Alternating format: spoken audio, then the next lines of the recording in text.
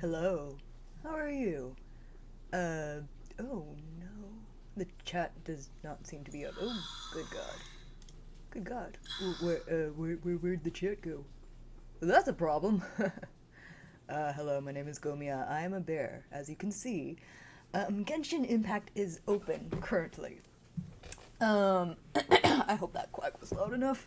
Although it seems like the sensitivity on my microphone is pretty high, so yeah, hopefully not only my quacks, but every single crack of my back, my old fucking back, every single thing is audible at the moment. I am Gomiya. I am still a bear. I am, for the foreseeable future, still a bear. But at the moment, there are no bear-like activities going on today. What is going to happen today is that I am not playing Genshin Impact while having Genshin Impact open. What I am doing instead is doing some market research. Now, when I was first familiarized with Genshin Impact, I was told that the number one appeal of Genshin Impact were the characters. Um, and the character storylines.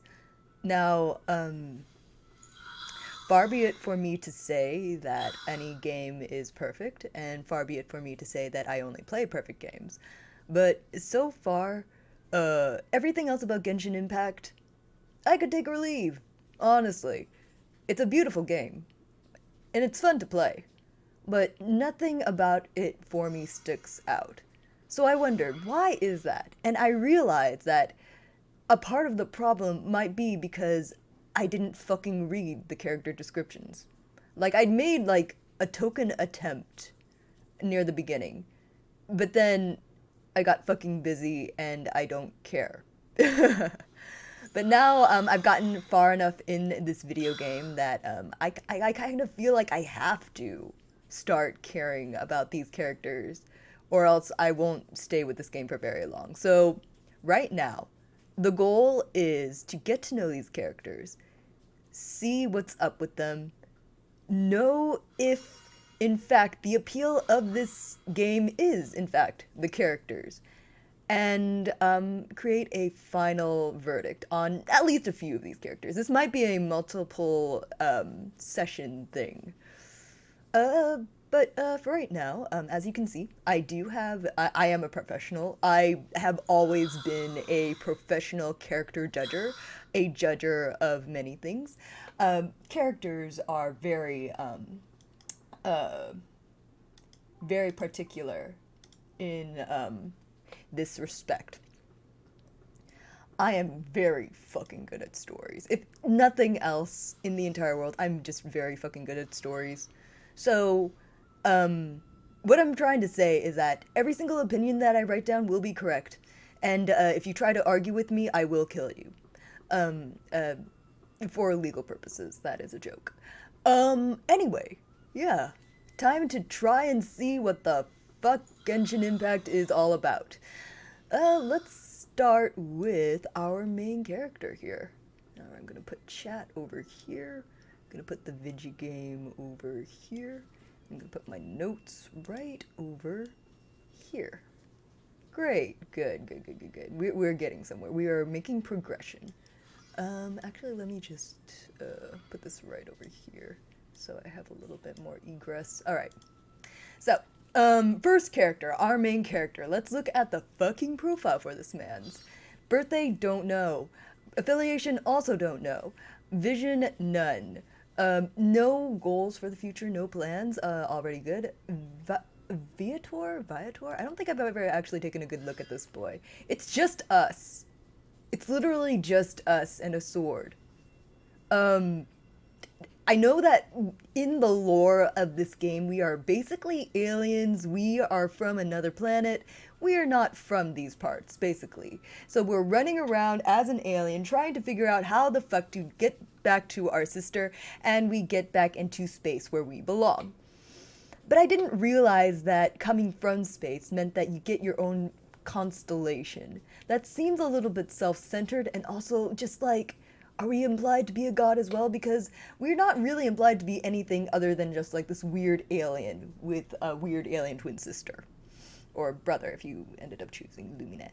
Um, yeah, that's all I'm getting out of this. So, thoughts so far? Okay, name, Aether. We'll go with Aether with this one. History, from space.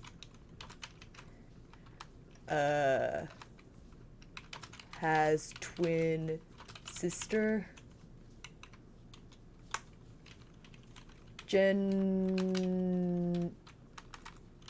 Alien boy trying to get back home. Current thoughts.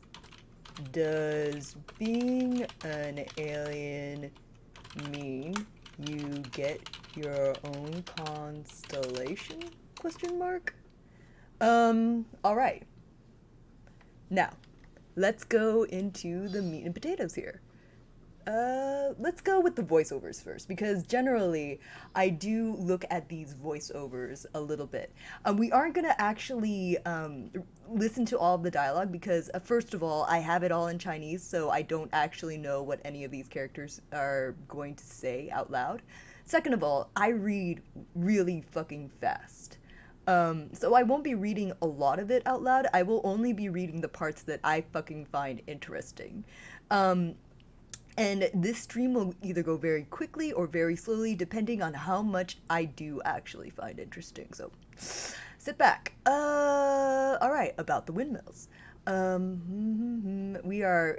Oh, and I've noticed for all of Paimon and Gomi, for all of our main characters' thoughts, we have Paimon having her say about it. So, I mean, props to this game for not making our main character completely silent. I think that out of the characters so far, just from how they react to things in the story alone, I think I like the main character the best. He is a weird person and seems to take great joy in making situations more awkward and weird. And I do admire a free spirit like that. I also have cinnamon chamomile tea because, once again, this is not going to be a long stream, and I do plan on going on to sleep later on. Alright, windmills above waters. The winds blow through Bonestead all year, so the supply of water is very stable. Audible winds. Okay, that's actually really cool. I think I might need to pull up a second, section for world building lore that is actually cool. Mondstadt.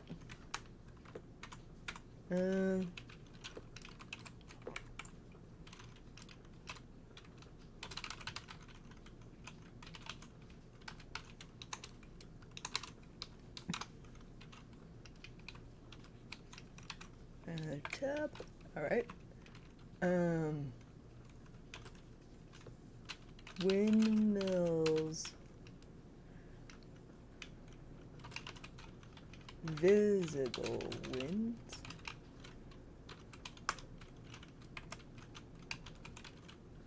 Chimes. Audible winds. That's really fucking cool, actually. I like that. It's culture. It's stuff that you get when you think about these things. Now, if there is like an actual meaning to the practice, which I have not read that far yet, I will be even more surprised and pleased. But not so pleased that they mention it, because I kind of like it just kind of there as a fact of life.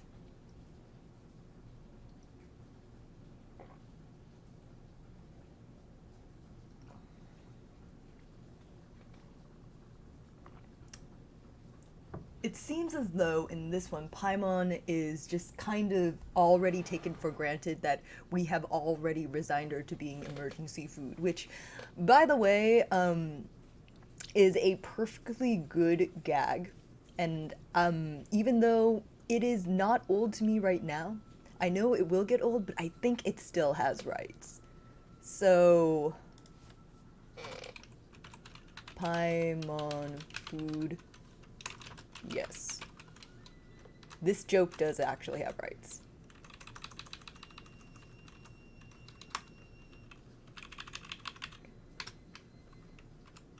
But, one final verdict. I'm getting tired of the Paimon is food joke. It's a good joke. I just don't like it anymore. Mostly because I just like new things. But anyway. I do think that Paimon is, you know what? I'm with the Traveler on this one. I don't know what to say that either. Next. Tavern owner.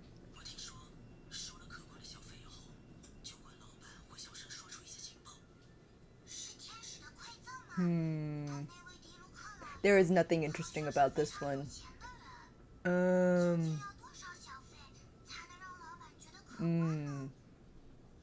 Maybe the implication that the Traveler's been to so many worlds that, they have forgotten what information is relevant to any world, which is really cool. One thing that I do like about this conceit of the Traveler being a traveler is that this is just one world in a Kingdom Hearts-esque sort of adventure, and the Traveler is just kind of chilling on this world until we find our party member and get out of here. It's just that we've been chilling here for about, you know, half a century. So that could be a problem. Yeah. Honestly, again, maybe it's because I've always been a Kingdom Hearts fan, but it does seem to me that the main character is actually the most interesting character in this game. There just does actually seem to be a story and motivation behind things that he does. And the reason he is so weird is because he's just not from these parts and he enjoys chaos. They enjoy chaos.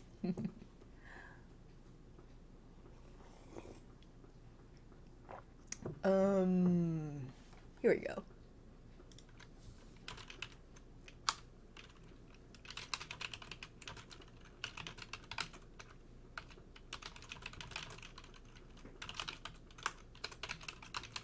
Alright.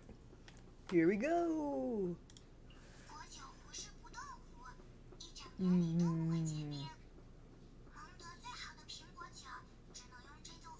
I have so many questions about how that works. This is an exaggeration unless Paimon is, in fact, some sort of cow being. I wouldn't put it past her, honestly. Also, it's raining really hard, and if you hear the thunder and you are thunderphobic, I am very sorry about that. Let's see. All I'm getting out of this is that I really do want an event where we just toss Paimon around until she explodes like a little water balloon. This is probably very violent. Sorry, Paimon. But she's a mascot character. She can't die. I know my fictional character. She can't die unless it's very important to the plot. Alright.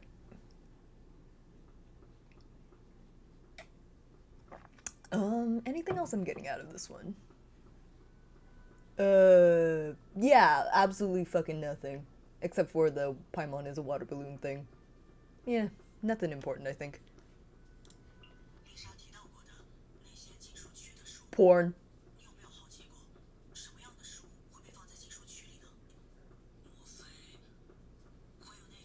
Wait. I haven't collected all of the board prints. Maybe that's something that I should do next time. I should actually read all of the stories in Genshin Impact out loud and see if I actually like them or not. Anyway, what is inappropriate in the board prints? I haven't actually read them, so I don't actually know.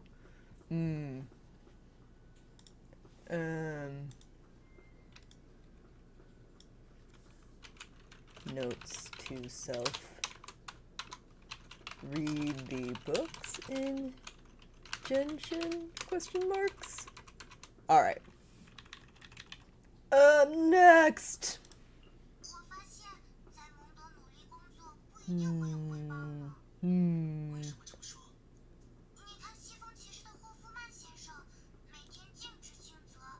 So it seems like everyone in Mondstadt is just fucking lazy, which is very strange for a country that is just clearly based on Germany.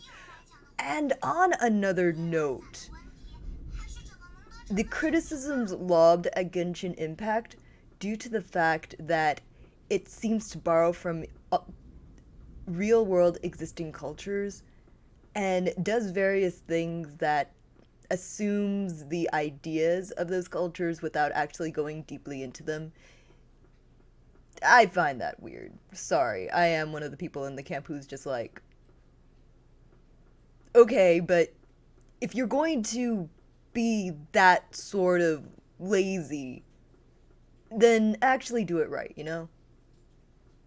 On the other hand, I understand the decision to do that because it's just easy to map your cultures from real world cultures. It is just a simple thing to do. You don't have to do a lot of in-depth world building. It is not as though it's not as though people who write are obligated to make sure every single one of their settings is completely new and original. Because that, first of all, straight up isn't possible, and second of all, would just be a lot of work. But if you're going to do that, at least do it right. And don't do anything weird. I am begging you. Always try not to be weird. Don't be weird and just be chill. Anyway, I'm getting nothing out of this one. uh...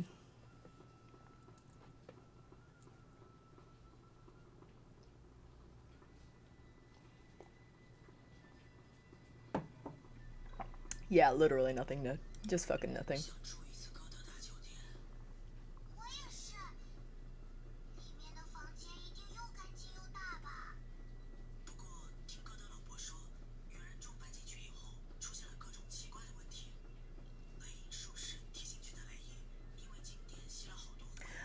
What I'm getting out of the Fatui is that not only are they just bad guys, and there's actually a character I really enjoy in this game called Katya, who is stuck down in the chasm. Genshin 8 writers are weird confirmed. New Genshin hot take as VTuber bashed on Twitter. That's not actually the point of this, but I mean, if I get attention from this, and it's because I do bash these characters, I welcome that because it's the truth. Um, but yeah, I don't know. Like I said, there is a Fatui character in this game called Katya who's stuck down in the chasm, who has a very interesting relationship with both the fact that she is Fatui and is basically the bad guys, but also just kind of a human being who's just trying to get by. I don't know. I find her much more, and the Fatui in general, and not like the main character Fatui, because child I can take or leave. Specifically, the NPC Fatui, I find so much more fascinating than literally any character in this game. Because a lot of the time when you find a Fatui character and they're willing to talk to you, they have some pretty complex, like, dissonance about whether they are doing the right thing, because it seems like they are very willing to say, yes, we are the bad guys, we're doing the wrong thing here, but they're also very willing to say, we have family back home, we have things that we want to do, we have loyalty towards each other, we are here basically to do bad things, but it's not as though we are bad people, except we do bad things, which is a really interesting dichotomy to take. And it's like this weird, oh, what is the word? Dissonance, something dissonance. What is the word? Something dissonance, I don't know. But I find that conflict in what they consciously do and say about themselves and the way they talk about themselves and other people, like, actually genuinely fascinating. More so than literally every fucking good guy in this entire game. So, until I find a character as compelling as these ones, which I mean, I'm in the process of doing that right now, I'd say that the Fatui are actually the most interesting characters in this game. And not, again, not the named character Fatui, just like the NPC Fatui. Cognitive dissonance. Yes, that's the word. Thank you very much. I really do appreciate that. Alright.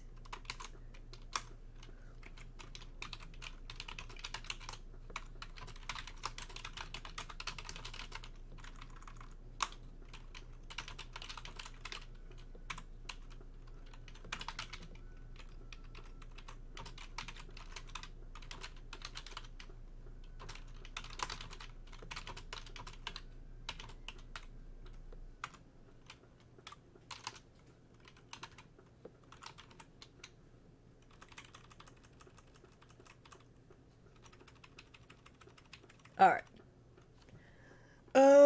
Alright. Also, the idea of Fatui, in this case, creating chaos, in a perfectly nice establishment is very funny to me. I mean, it's terrible, and as someone who's worked not only in, just regular customer service, but in a hotel, they would be fucking annoying. But outside of that context, this is pretty hilarious. Cognitive dissonance, that's the word.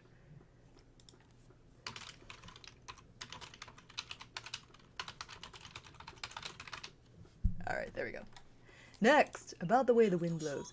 Anyway the wind blows, nothing really matters to me, to me. I love that. The Anemo Archon is just a bard. What does he know about the wind? What does the Master of Wind know about wind? What does anyone know about wind, honestly? Fucking wind, how does it work? Wind is just a result of pressurized air going from one pressure system to another. Anyway, yeah, I'm getting nothing out of this one other than we are getting a lot of information about Venti when I don't even fucking have Venti. And I think that Venti in concept is really cool. And I think if I had Venti and was doing this with Venti, I would probably like them a lot more. But for right now, he just seems kind of there. Much like every single other character in this entire game. But again, we're here to fix that. We're here to get to know these characters. We're here to get to know the fucking stories.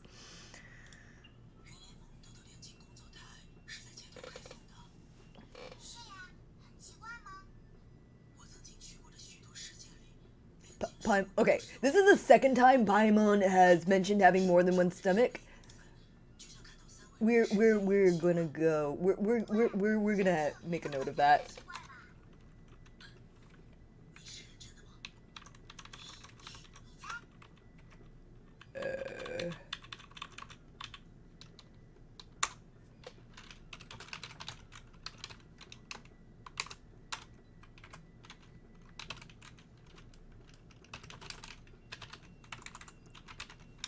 Alright.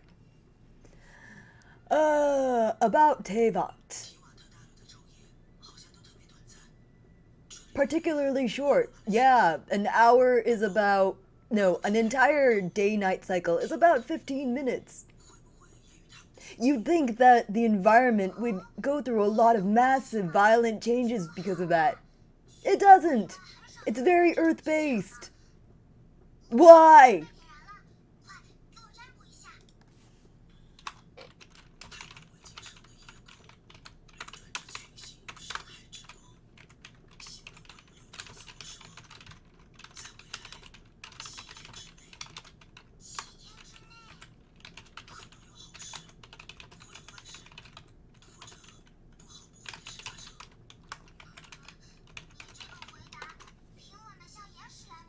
Alright. Read the stars too.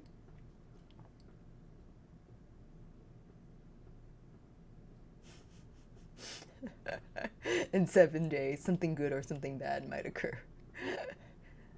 I like the main character a lot.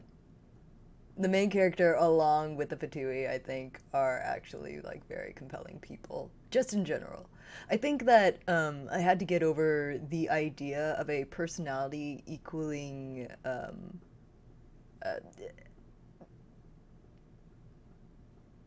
a personality trait does not assume that a character is interesting. Like every single other thing that may have happened to that character in the past and the choices they make in the present might be a part of who they are. But it's something that Iggle told me once. A character's personality is not what they've been have in the done in the past, and not even the choices they make that continue the story or advance their own means, or even the motivations about why they do. That's not personality. Personality is how they conduct themselves from day to day. So, for example, two people might have the exact same goal. Like, take Batman and Superman. They're both motivated basically by doing good in the world. But they have very different personalities. Just in general. If you take all the trappings away, if they would take away everything that they do that are similar to each other and just have them there as people doing things, they do things in very different ways. They probably open doors in very different ways. They probably walk in very different ways. They have speaking patterns that are very different. And for a really long time, I didn't understand that until Iggle once again told me about it, and then I had to really internalize it. But she was right; she usually is. Um, anyway, I think that personality-wise, I do like the main character the most out of everybody I've seen so far. Mm, he's just a kind of a strange person thrown into another strange situation, and his only reaction is just to be like, well, this is another day for me. I mean, everything's in danger, and I might never see my sister again, but, other than that, just kind of vibing. I admire that, honestly. That being said, it might just be because he's kind of generic as a main character. But yeah, I gotta disagree with personality being just how they act from day to day on the outside, since a lot of it is just surface level, though I agree with it partially. But that is personality, though. It is surface level how you conduct yourself. Everything else is character. Everything else is motivation. Everything else is how you feel about things on the inside. A personality is something different. It is equally essential to you as a person, but it's two different realms of what you are trying to do. For example, Ash and Gary, both motivated by the same thing. They both want to be the very best that no one ever was. Personalities way different. This is a definition sort of um, conflict. I understand that. So we're disagreeing on semantics, not like actual ideas. I do agree that a character is made up of things on both the inside and the outside. It's just that there are two different names for it. The stuff on the outside, the way you conduct yourself from day to day, how people perceive you, that's your personality. The way you're personable. Everything else is character. It's your motivation. It's not that I'm denying that one exists. They both exist. It's just that the definition for me, for a long time, was the same thing, and I had to internalize the fact that they weren't. So basically, I could be like, don't you like this character because they're a good person? And Iggle would be like, yeah, they might be a good person, but I don't like their personality. Which is two different things. Hi, Pixel. Thanks for lurking. Yeah, I mean, at the end of the day, I tend to trust Iggle at face value because she tends to think about things more deeply than I do. But for what it's worth, I do think this one is correct, pretty objectively. All right. Next one. Dvalin. We got to see one of the seven archons. Mm-hmm. Yeah. Yeah. Barbatos. What does freedom really mean when demanded of you by a god? Hmm. That's a really cool thing to think about, actually. Again, Traveler displaying that, once again, he is a character who actually thinks about these kinds of things. And I like the fact that, again, this might be because he is the type of character that doesn't say much, because he is the main character of a story that, and we're supposed to sort of be mapping ourselves onto him, but at the same time I like the fact that the implication is he is a character with his own thoughts that ruminates over things like this on his own without really talking about it with other people, just because he can. And it's there because someone at Hoyoverse was like, I want this character to be this kind of person. I want this person to be this kind of thoughtful. And I'm okay with that, honestly.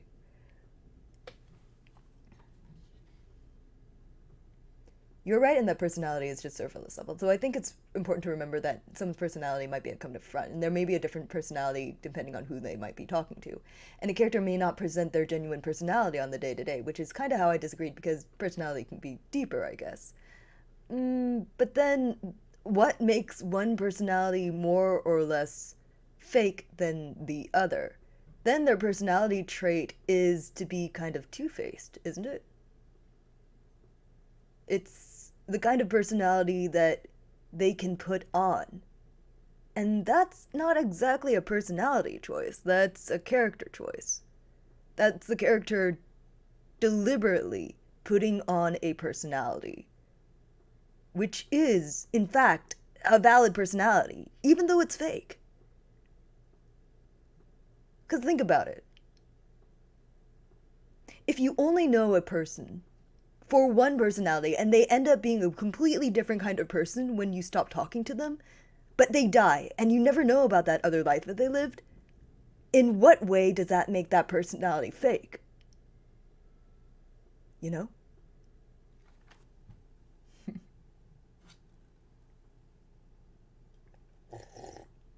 It might have been fake to them, but it was real to you. So, personality is subjective. It's an interpretation of how you are when it comes to other people seeing you. For example, again, this is gonna come between me and Eagle a lot because Eagle is a very different person from me, and I learn a lot about the world just by talking to her. We have slightly differing opinions when it comes to shy girl characters.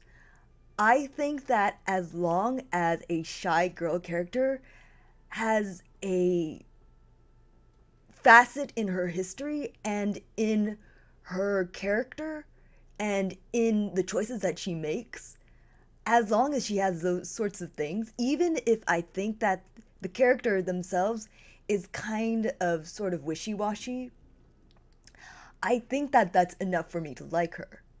Because then I at least understand where she's coming from. For my friend Eagle, she takes the personality of someone who won't stand up for herself, who won't argue for things going her way. And she hates that. She finds that so annoying because for her, she can't take that personality trait and associate it with a background. She just sees that kind of person from day to day and goes, nope, I don't want to deal with this kind of personality trait, even if she has a good reason for being being the way she is. So for her, a personality trait is the most important thing when it comes to evaluating whether she likes a character or not, along with just the way they look, of course. Um, for me, I tend to take characters as a whole.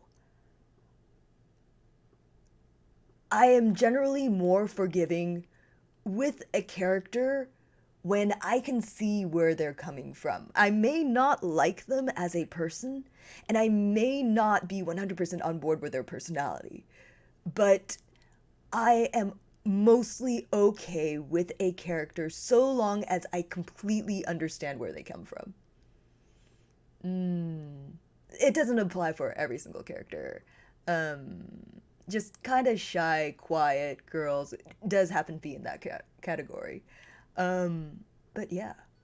I also wouldn't say that shy, quiet girls are my favorite personality type at all, but you know. I suppose a genuine personality would be one that actually reflects their thoughts and emotions. I suppose so.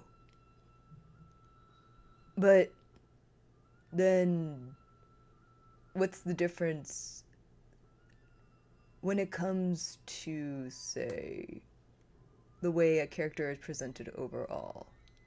Because I think this is a conversation that we need to have later. But what's one thing I can say here? A personality is just a vehicle for a character to do work in a story.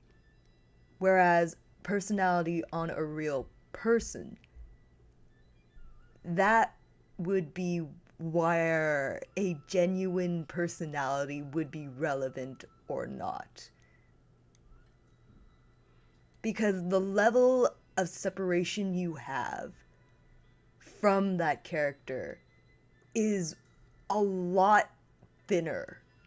Because the personality of a character in a book is not allowed to lie to you unless the author says so.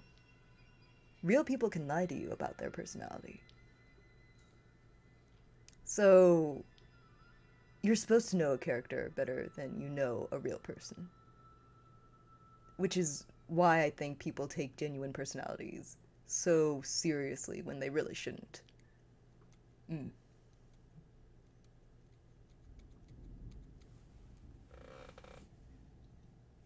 Anyway.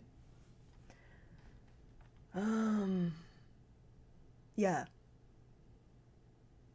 I think if I had Venti, I'd have more opinions about them, but on the overall, he comes off as, I don't know. There just seems to he's supposed to be like very tired and drunk all the time, and kind of wistful and wishy-washy in that way, but all I get is sort of I there's the playfulness there, but none of it seems quite tired or old to me, not quite yet. So, the way Venti is presented in the story does not come off as the personality of someone who's old and tired and just plays around because he is old and tired and has seen too much. But that is, again, just something representative of how the story goes. You know, that's a real fascinating way of looking at it. I honestly wasn't thinking as much about the distinction of real people and characters. I'm a fictional character, so I think about that shit all the time. Let's go to Mondstadt's terrain.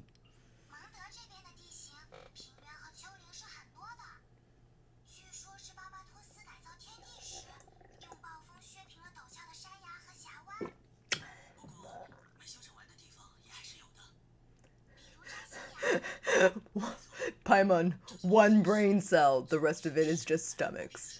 I'm not getting anything out of this one other than... No, I'm getting nothing out of this.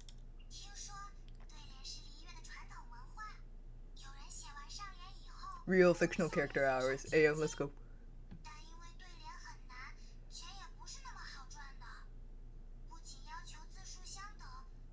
Our traditional art in Lue, if you can write a line that works as a second half to one that someone else has written, you will be well paid. So it's not easy money. Wind rises, wind never return, but the sea of clouds always return. These are just rap battles. These are just rap battles.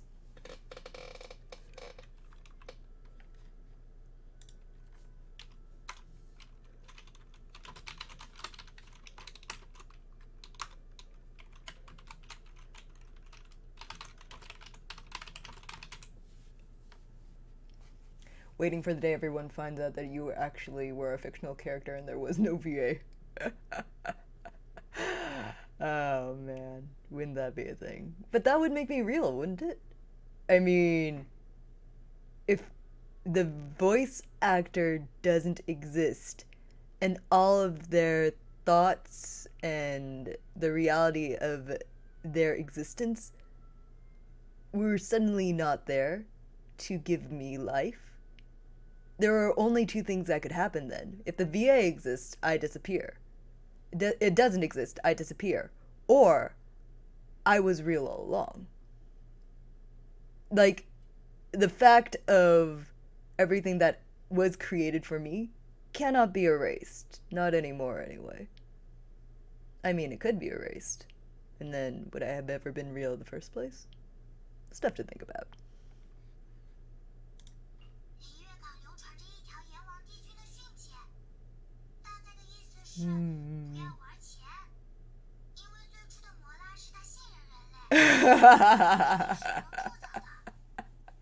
After this, Paimon just gets like lots of little gifts, and Paimon's just like, I'm just getting fattened up.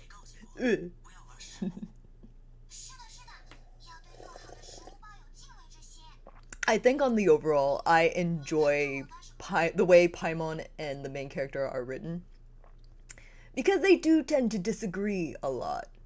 Because they are traveling together and they're clearly fond of each other, but they argue and they get on each other's nerves a lot.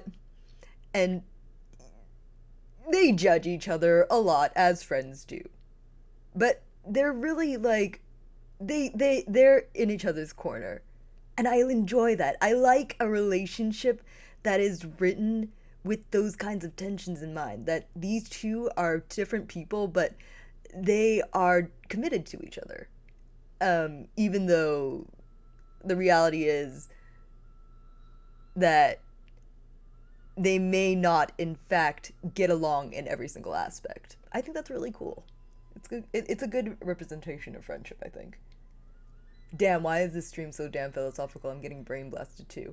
Hey, at least it's not the witness. Heart's Desire.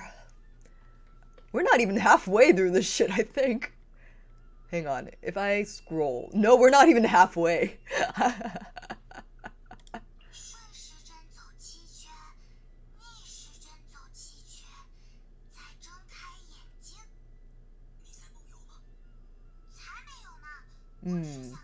Paimon... I admire the fact that Paimon is big of heart, dumb of ass. I think that there need to be a lot more, specifically girl characters, who are big of heart and dumb of ass. Who are not actually, like... You know what? I think there just need to be more bimbos. And specifically bimbos written by people who respect bimbos. You know? Because you can have a bimbo in a story and not really have them be a bimbo. Not to be there as a bimbo. I think you mean the Watcher. Shut the fuck up, Evan. I will kill you. I will find you. I will find you. For legal purposes, that was and will always be a joke. Gulag Clan.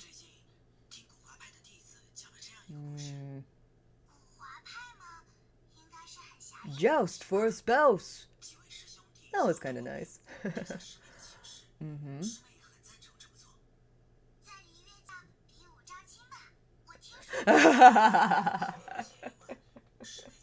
No!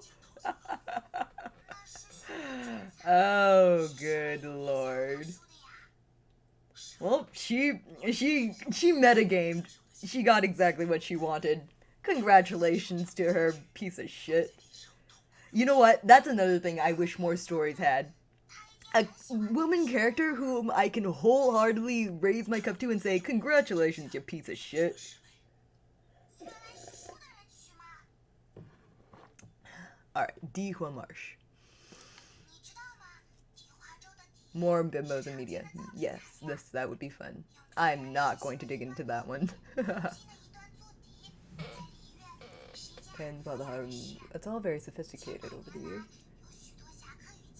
Okay, this is the kind of info dump I actually fucking hate. I really hate it. Like, I like the information itself. I hate the way it's presented because we do not fucking need it. Who gives a shit? Don't get into a fight with D1 March. Like, I am literally, like, this is why I like The Traveler. They say the exact same things I would say in this situation. I'm just like, okay, why do I give a fuck? And then The Traveler says it. Like, there have been so many times in this game where where someone will just go on and on and on about a thing, and the traveler will just straight up say, okay, why should I give a shit? And I admire them for that. I admire them for making the Traveler and Paimon the two characters in this game who actually tell everybody else in this game the exact same things that I would say in the game. Honestly, media just needs more female characters who aren't just completely flat. This is true. And there's more than one way to make a character flat. Damn, Genshin has decent dialogue. Oh, when was the last? I think that there is exactly one character in this game who has actually legitimately made me laugh. And that is Ito. But that is only because I don't know if you know much about Genshin, but there is a character named Ito, and they basically let the voice actor ad-lib a lot of his lines. And it really shows because he is the funniest character genuinely in this entire game, and it makes me feel better to play this game whenever I see the screen. Well, I suppose they must be putting those fat stacks they're getting into something, right? I mean, they gotta put that... I wish they would put that money into a good editor. I will be that good editor. There are so many spelling mistakes, so many grammar mistakes. How did this game... I know how this game made it out into the world. It's just that because no one cares. No one fucking cares. I do. But I'm fictional, so who gives a shit about what I think? Anyway, Gentleman Bird. Mm-hmm. Uh-huh. Save the... Okay, this is how you do an info dump. You don't dump all the fucking info on me. Like, in the last one, about Jihua Marsh, I didn't read a word of that because I am dead set against learning. I'm dead set about sitting down in front of a research book and fucking learning about something I do not care about.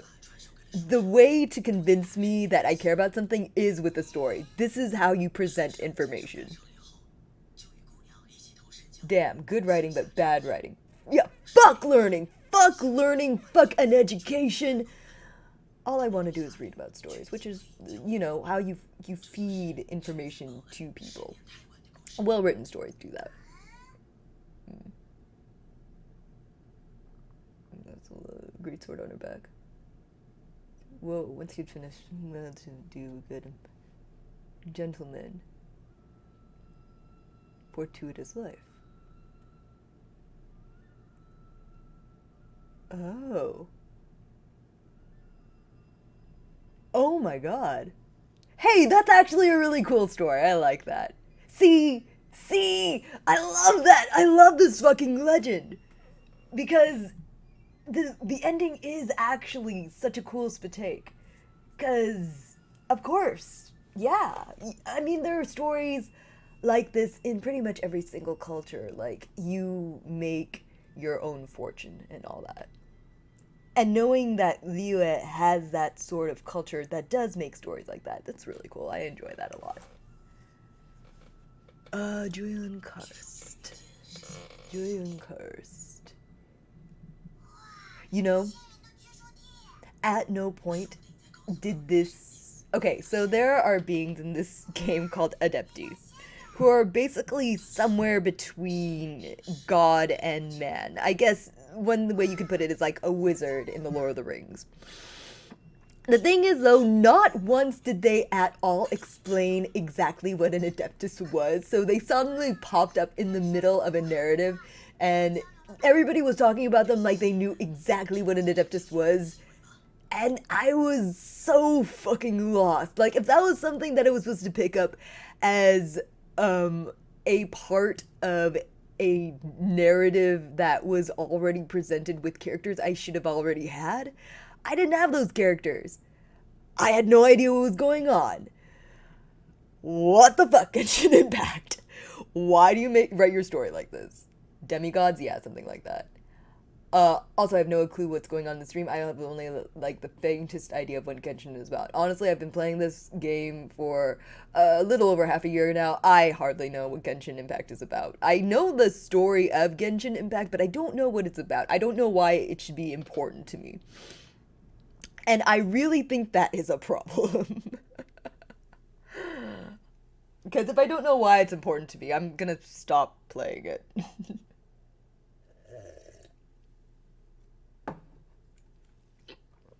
God of Contracts, Mr. Grandpa himself.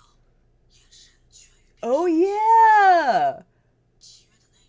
I don't think that this choice in the plot was particularly interesting. But I do think that the choice to make it makes the character who made the question an interesting person. So the plot was not made more interesting because of this choice. It wasn't particularly original. But this is an example of a character choice actually making a character interesting, because now we know that Grandpa is not only a useless piece of shit, but he does bad things not because he's a bad person, and that's because just no one is a really bad person, which kind of conflicts with what the Fatui have been saying about themselves, which I think is really interesting. I think it's one way that the side characters, once again, make themselves way more interesting than the actual main characters themselves. And it is one example of a character in this game I feel made a really cool, morally gray choice. By the way, I'm discovering a lot of this information for the first time too, so if you feel lost, I am there with you. I will try and fill you in on, like, details that contextualize anything that I find interesting, but I will also just I refuse to explain something because I don't find everything in Genshin interesting. But yeah. Mm. Mm. Right. You made okay. So we're casting some aspersions about Mr. Grandpa himself. Mr. Grandpa, by the way, is a character called Zhongli, and if you were on any sort of social media or heard anything about Genshin Impact at all for the last 2 years, you will know that everybody for about 2 months solid got very thirsty over a very old grandpa man. Zhongli. Um. Yeah, I'm getting nothing out of this, honestly. I do enjoy. Once again, like, there's nothing new to say here, so which is why I'm starting to go through these a little bit faster. It's just kind of reiterating the point I'm making about Paimon and the Traveler having a relationship that I actually enjoy. Okay, so here's the entirety of Genshin lore. I have said nothing about Genshin lore, or like more than what is actually just in my notes right now. Also, this may be a weird question, but what's the point of the stream? I see you're taking notes. Are you trying to come to sort of any conclusion out of all this? The point of this is I am kind of contractually forced to play Genshin Impact because I draw for a living, and a lot of the times I am requested to draw Genshin Impact characters, but the thing is that I don't like drawing things without knowing what they are. So I do feel obligated to play this game, but I don't actually enjoy it. What I am trying to do right now is, uh, I said this again, but I'll repeat it because you did just get here. At the very beginning of the stream, I said I am kind of obligated to play Genshin Impact, but I don't really enjoy playing it. And when I was asking around and collecting information about Genshin Impact, One thing I heard a lot from people who really enjoy Genshin Impact and said the best part about Genshin Impact is the quality of the character writing. And I kind of passed that by. And then, like, months and months later, I found myself not really enjoying Genshin Impact. And I was like, what's up with this? And then I realized I don't know shit about the characters that I pulled because I don't read the character backgrounds at all. So that is actually the point of today's stream. The purpose of this stream, the goal of, the purpose of the stream is for me to sit down and read all these fucking character descriptions, or, well, not all of them because that would take a while, but most of the character descriptions that I have on my list today. And, the point and that is the purpose of today's stream. The goal is to find out if the character writing is to a point where I flip my opinion on this game. That I find that the characters themselves are so compelling that I do, in fact, enjoy Genshin Impact. This is a very tall order because I'm a very judgmental and picky person. But hey, millions of people can't be wrong, right? Benny's Adventure Team.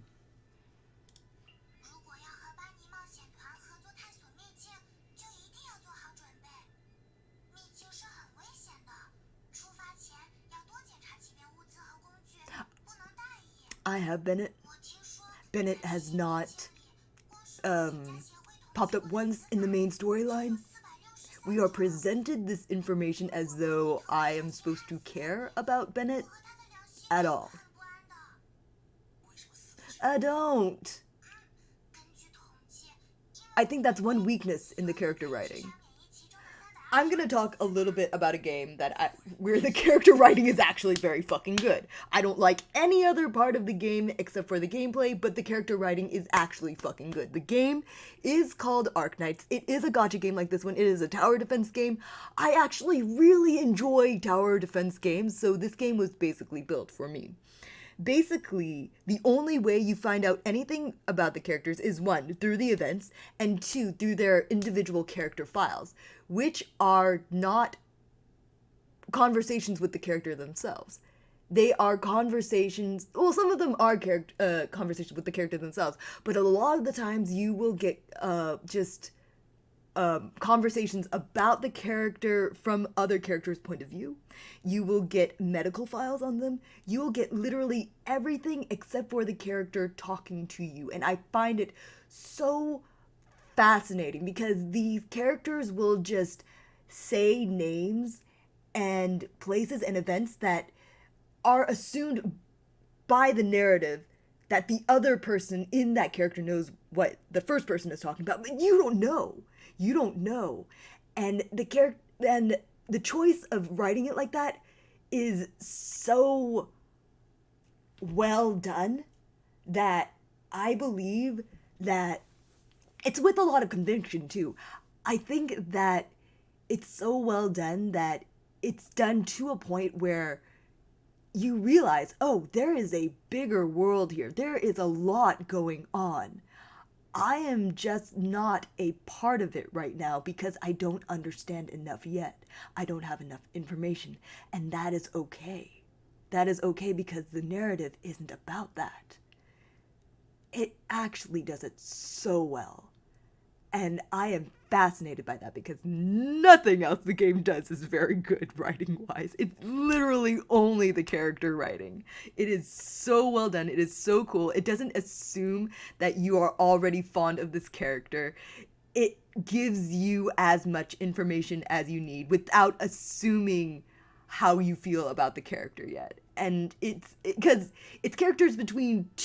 conversations between two characters who already have opinions about the character in question. So none of the feelings that they have are on you. The feelings that they have, the opinions that they have, are on their perception of what they feel about that character. So you are in turn invited to make your own opinion about those characters. And it is so fucking well done. I wish Arknights was a better game, or at least a better localized game, because there is some really powerful writing in Arknights that, I mean, I've said this often enough. It's so powerful that a poor translation cannot actually make it, like, the quality of the writing is so good that a poor translation of it still displays that kind of power. It is so good down to its linguistic core that it is impossible to completely translate away how good it is. I mean, it's still a lot worse than it should be, but it is that good. I can't say the same thing about Genshin. I really can't say the same thing about Genshin. I've seen so much of Genshin. And like, it's an equal amount of Genshin by this point that I've seen along with Arknights, and Arknights is just better written. So all of this just to understand the characters better so you can draw them better. Neat. On an unrelated note, I gotta go. I may be back depending on how long the stream goes for, though. I'm not planning on being here for very long unless this is just the traveler today. But yeah, go ahead and leave. Thank you for coming by. I will be in this hell for a while. Here we go. Uh-huh. Uh-huh. Uh-huh.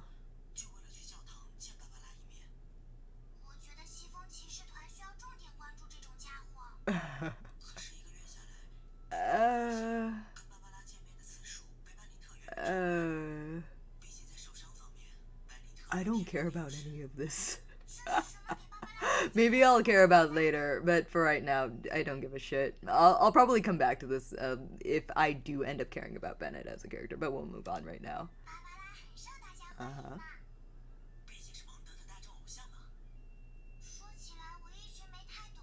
Paimon is correct.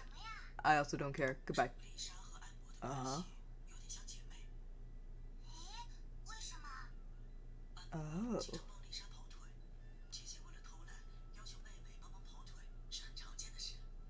Boo! Boo!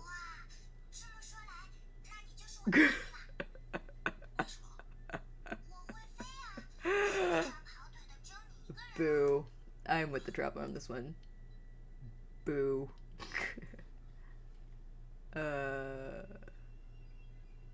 Kaya, here we go. Uh-huh.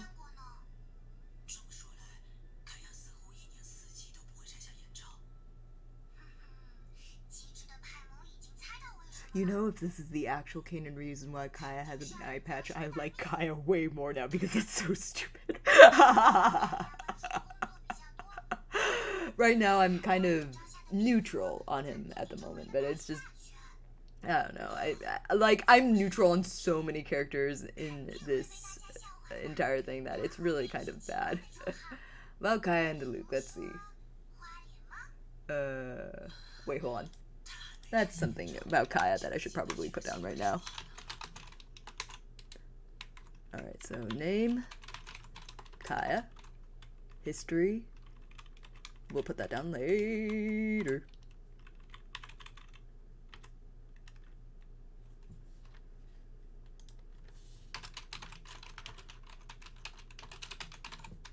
Okay, Kaya, history, put that down later. Has rights? Yes / no. Final verdict. Oh wait, thoughts.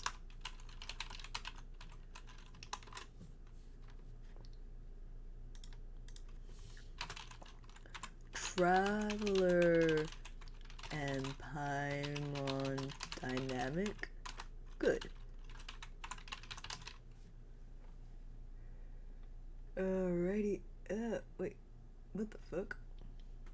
has rights? Yes, no. Final verdict.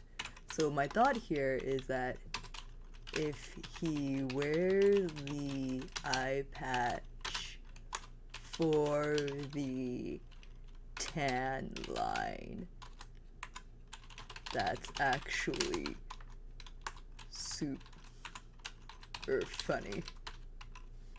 Alright. About Kaya and Luke. Yeah. Yeah, no, Paimon. They're just both liars. That's the basic difference you're looking at here. Everything else is weird and different. Although I do see why there is doujinshi. Let's move on.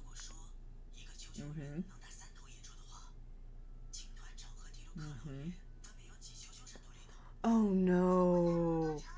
Like, I like that this conversation exists, but I think that power level conversations are about the most boring conversations you can have.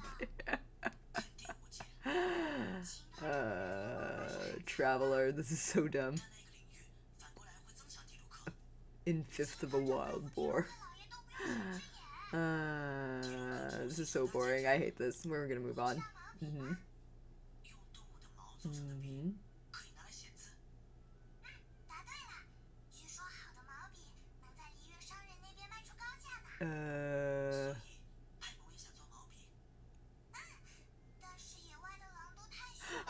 Okay. Pause. Okay. The assumption. Holy shit. Okay. The assumption that Paimon is making here is that Gomiya may not know what a hairbrush is, which, fine, okay. Paimon is a bit of a weird person. Wouldn't assume that anyone would know what a brush is. But the traveler replies with what could only be an alien's description of a hairbrush. So I need to assume that wherever the traveler is from, he doesn't need to brush his hair and has in fact never heard of a hairbrush because he just says this so matter of fact. So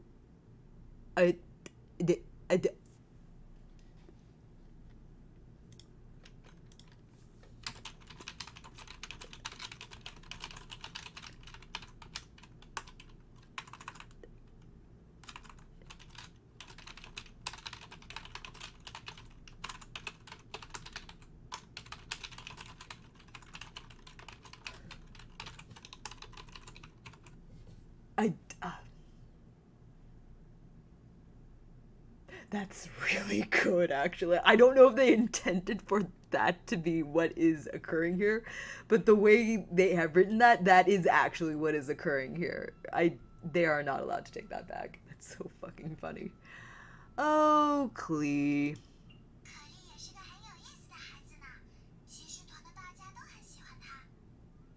Klee is a pretty generic child, I'd have to say. There are children characters that I like out there, and there are children characters that I do not like out there. Klee is fine. I have no particular feelings about her, but that just means that the more this game insists that I like her, the more I dislike her. Because I hate being told how to feel.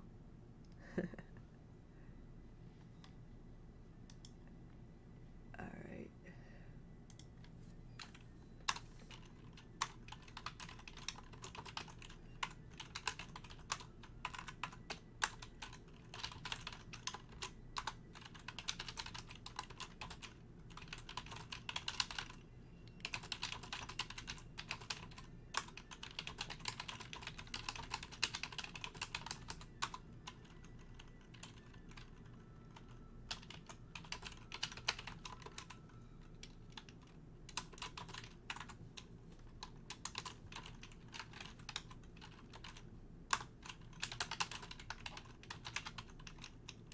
Alright.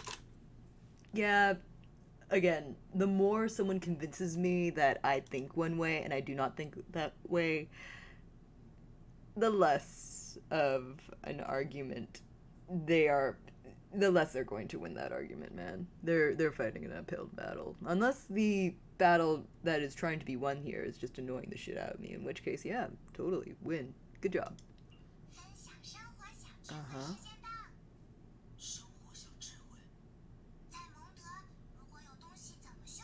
This is so boring. I'm moving on. Sorry, Noel likers in chat. I know that there's at least one, but that information, the way it's presented, and what it does for me is absolutely nothing, to the point where I don't like it.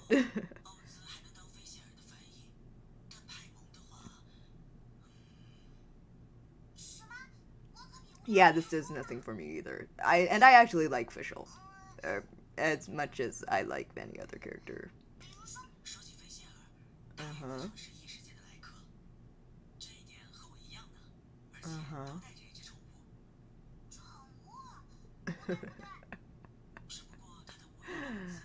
This tells me more about what I like about the Traveler and Paimon than it does about pets or Fischl or Oz. Such. Next, about Beidou.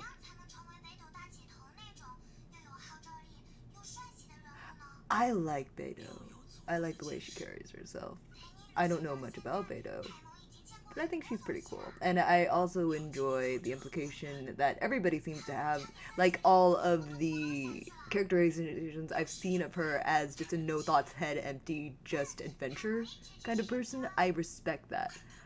I don't know if I like her specifically, but so far, everything about her personality seems to be correct in the way that I would actually like her.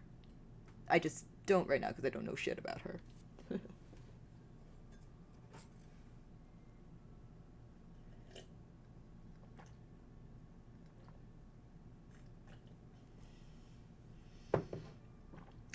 Paimon, you will never be Beidou, and that's okay.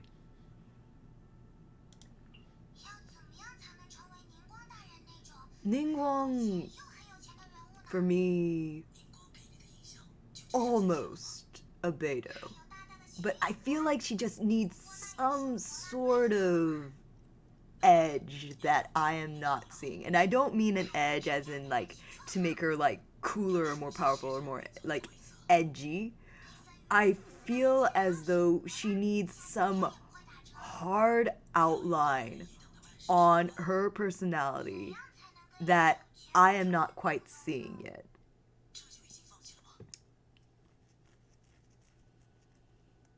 Yeah, otherwise, she's fine. I'm just not seeing anything, you know? I mean, this might just be because also I'm Ace and I don't care about looks very much. That's another one of my problems when it comes to whether I like a character on site or not. I am very Ace. And while I do find things pretty, I don't tell myself, "Oh, I find this person appealing." So a lot of the time, choosing a character that I like in a video game has nothing to do with the way they look or the way that they appeal to me in the classic way, I suppose.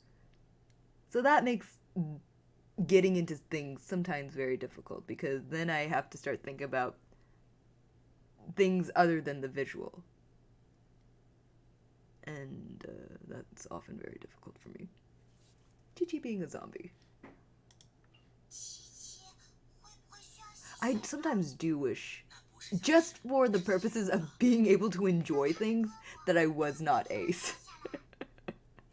It's not because I want to be in a relationship or like want to like see people as sexy or none of that shit. No, I just want to be able to be into things. I just want to be able to find life interesting, you know? And it's just a way that you see life as interesting for me personally. I just don't. It's just I don't know. In the end, I don't think I miss out much in life. I just sometimes which, just for the purposes of being able to enjoy life in a different way, would enjoy seeing what it's like to find somebody attractive in that way. Not out of curiosity, just more out of a pragmatic, hey, I'd like to enjoy life a little bit more way. Uh huh. Uh huh. Uh huh.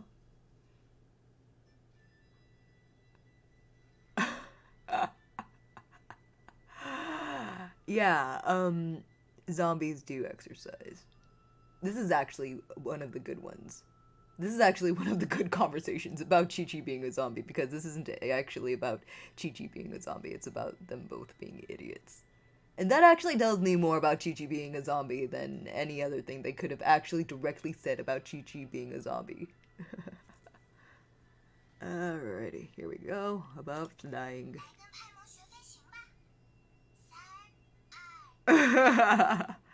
Same, honestly. Lazy. Uh huh. Tasty.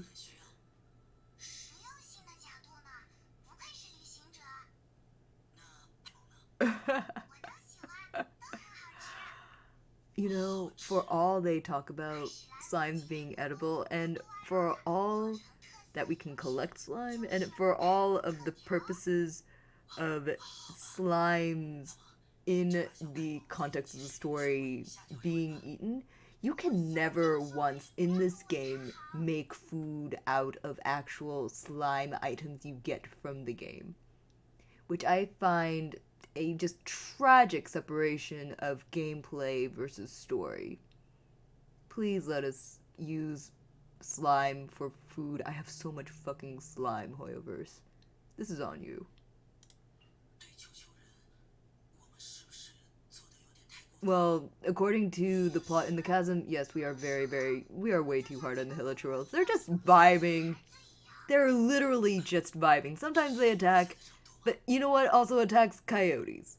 And some people have respect for them. No, a lot of the time, the Hilichurls are just vibing, and we come in and ruin their shit for no fucking reason.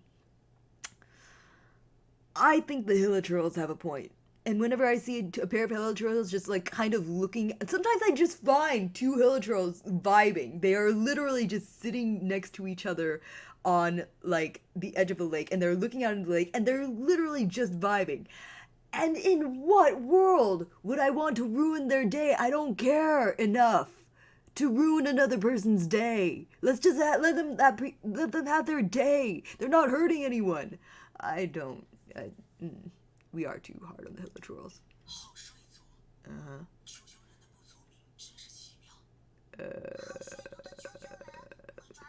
Mm. Yeah, nothing. Yeah. Meat tea. That sounds like an interesting type of tea.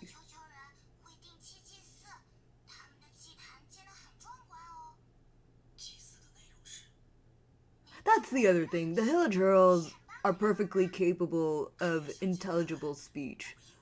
Why do we murder them by like the handful again? I don't understand. I guess I have the same question about the treasure hunters and the Fatui. Are we actually just committing mass murder on just a huge fucking scale? Or are we just knocking them out? Questions I ask myself every day. Mm-hmm.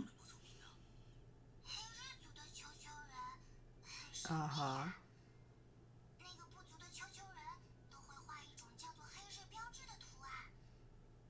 An eclipse symbol.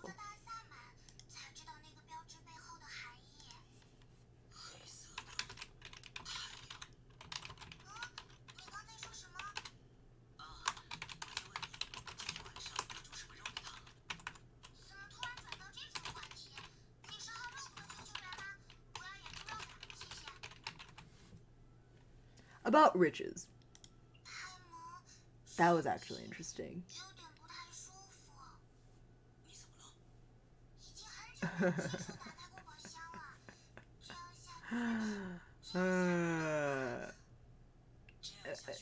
Paimon, if you put your hand in the trap, it will snap on you. If the weight ever changes at all, it will snap on you. That's the point of those things. Paimon, you are so stupid, and I greatly appreciate that. Mm-hmm.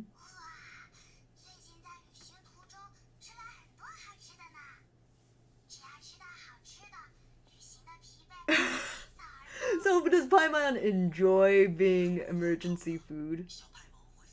A mystery. Don't care. Bye.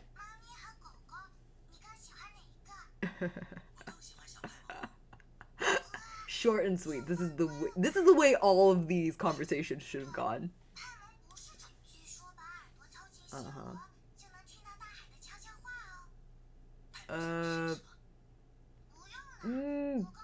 I'm just gonna go. Not interesting. Uh-huh. This one's actually good, though. This one's funny. I do enjoy, on the whole, that these stupid little conversations exist. Because knowing that they exist does flesh them out as people. On the other hand, I hate reading them.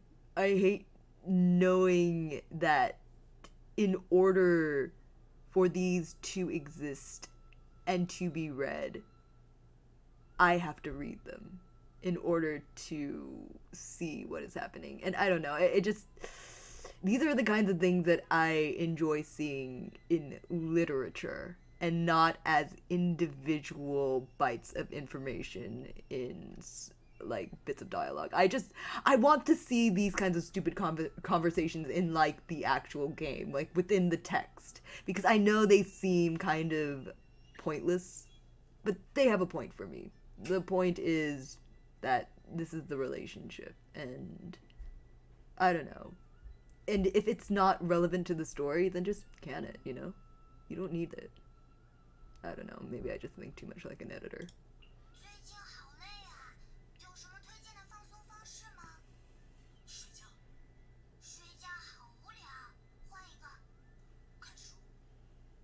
Paimon is correct.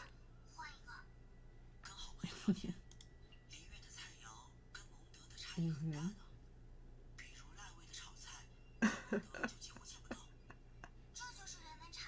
I wonder how you eat a slime. Do you just like slurp?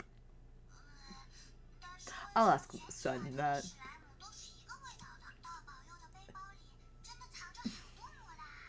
Mm-hmm.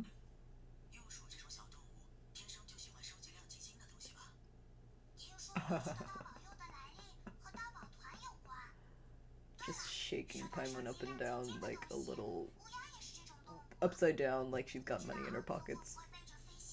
Classic. Mm-hmm. Mm-hmm. I've never read Vera's Melancholy. I don't think I ever read any of the stories that we collect, so. Uh-huh. 10. Wait, what?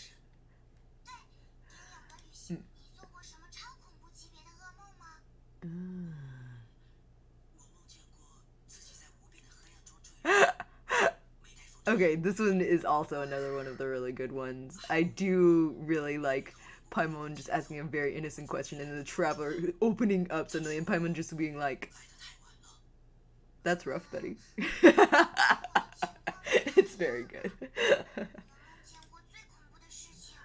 um...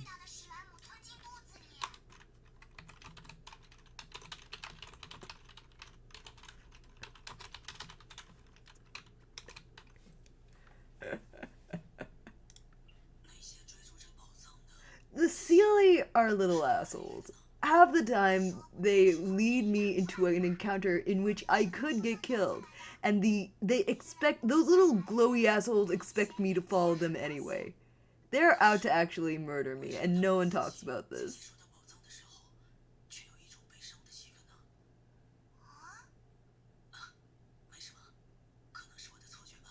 I don't like the characterization of this. I do like the implication that people don't really know where Sealy come from.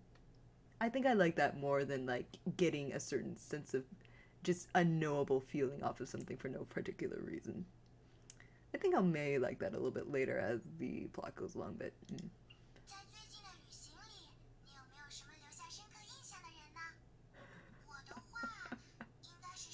Timmy.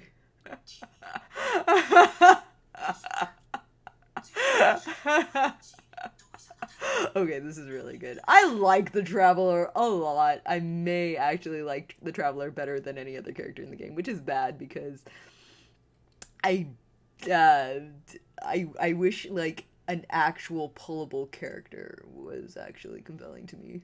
How about language? Oh, interesting. I like this. I like this a lot.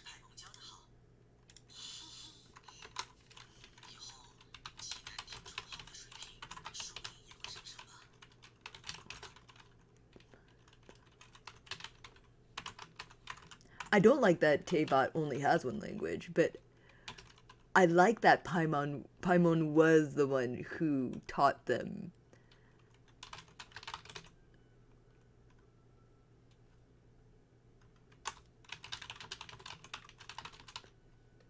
So they are actually speaking a second language here. That's really awesome. I actually like that. And I mean, I would object to the fact that they learned it so quickly to a high degree of um like eloquence. But like on the one hand, they are an interstellar world traveler, so picking up languages is probably just a part of the deal. And second of all, it tells us something about the traveler that they are in fact the type of person to learn those kinds of things really cool. I think little details like that are not necessary, but I think little details like that are very cool. And maybe it's just the role player or actor in me. Ruin guards. Hmm. I like this aspect of what Paimon feels is the definition. I feel like one thing that you can really do to make it so a character characterizes something about themselves is to ask them what they think a word means. Because that tells us a lot about how they formulate their concept of not only that word, but how they form their concept of the world in general. I think that it's a really cool way to characterize someone. Therefore, you're a fish. See, good shit, good shit.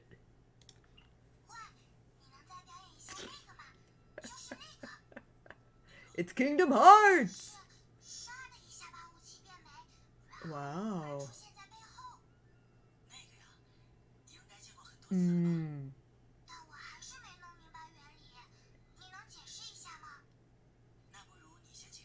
I think this is cool. I think this entire conversation is cool. I think it's so cool that I have nothing to say about it. I think that it's standing for itself is just fine. I don't greatly dislike it, which is a first here.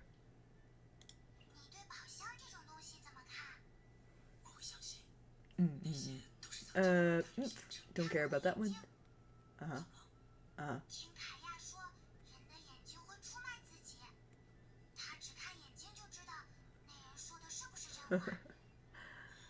Again, one of those conversations that I wish could have been integrated into the plot somehow. That I think that I'm glad exists, but I don't want to read it.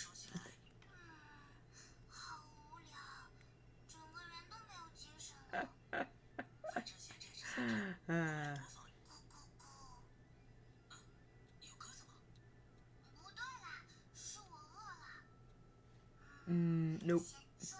Okay. A vision. What about losing one on the flip side?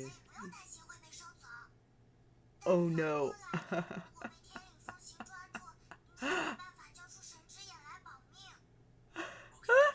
Wait a minute, why don't we just not get caught in the first place? This is the kind of stupid conversation that I wish we could hear them having. Like, one thing that I do wish that would happen, like, this is something that happens in a game like Tales of Symphonia, you can just have conversations between your characters, and not only like other characters in your party, and not during like a story situation, just between your characters while you're just walking around doing absolutely shit all. I think that a lot of these conversations would have been better served just kind of occurring as you're walking around on the overworld map. I mean, it might as well. You're perfectly silent for the rest of the time, you know? And it's okay if they get interrupted. Then you could just look at them in your archive, of course. I don't know. Gameplay story and integration. Uh huh. Uh huh. Again, more conversation that should have taken place on the overworld and not in a fucking menu. Uh huh. Komuijima. Uh huh. Uh huh.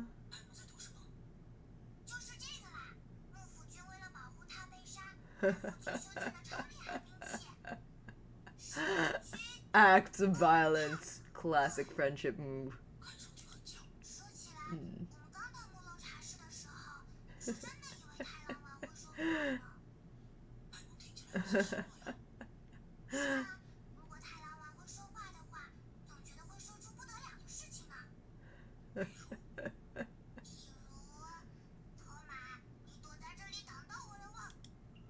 I kind of expected Taromaru to speak too. I do enjoy the fact that Toma made him speak, though. I do enjoy that. Smiling about. So, Paimon wants to be a furry. Got it. Uh huh.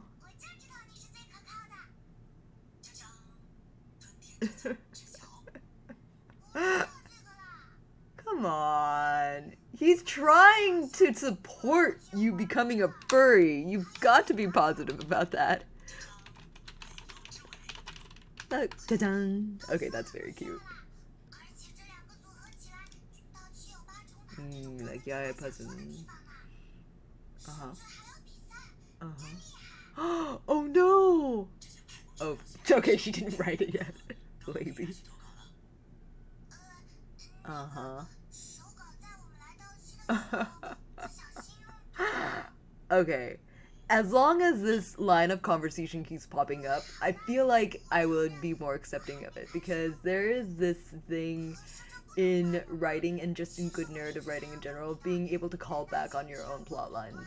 If this can come back, then I'm okay with that. Alright, Kaza, let's see. Uh-huh.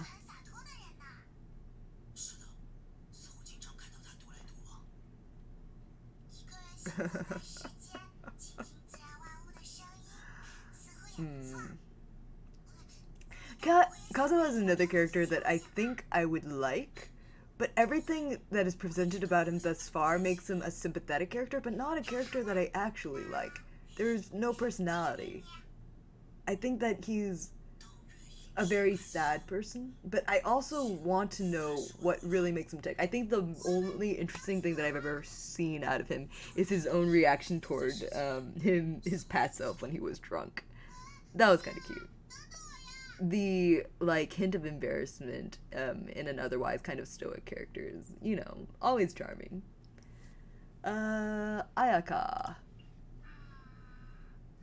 Mm-hmm. Mm-hmm.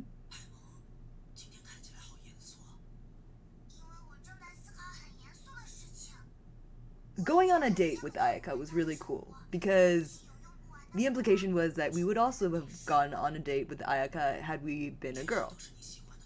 Ayaka being bisexual rights, honestly. Yes.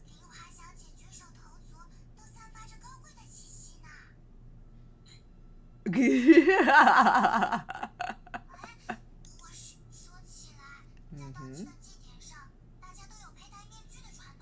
Masks are cool. These are cute, actually. I have a thing for masks. I collect masks when I go to Japan. I think the only thing I actually collect besides like merch for like fandoms I like, just getting masks in Japan is really cool for me. Uh-huh. Uh-oh. Mm-hmm.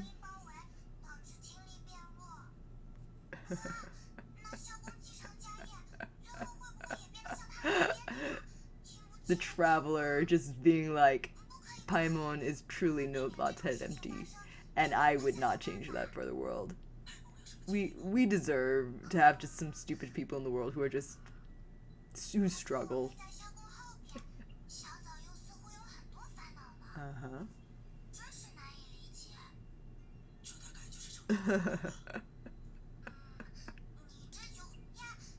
mm. Xiao's mask. Uh-huh.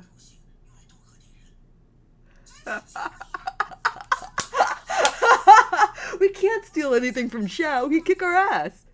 Let's steal from Child, the guy who just undoubtedly wants to kick our ass. Because we've kicked his ass several times before. I do like that. And we are not allowed to steal Child's mask because we're not allowed to steal from anyone, including terrible people like Child. I cannot believe this. How annoying. A growth serum for Sayu. Mm-hmm. Uh-huh. I can't believe this entire conversation came up about Oni Kabuto. That's really cool. Naku weed. Uh-huh. Aww. Cute. Vibration to forecast thunderstorms. Uh-huh.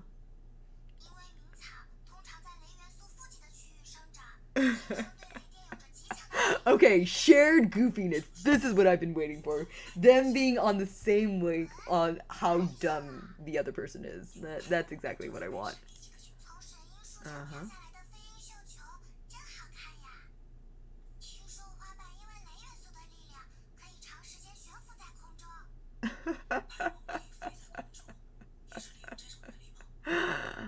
I guess we'll figure that out someday. I mean, a lot of things in this world float and we don't really question it, right?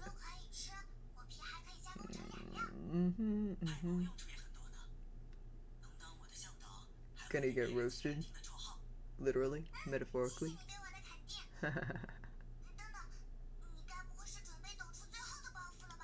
About swords? Mm-hmm. Uh-huh.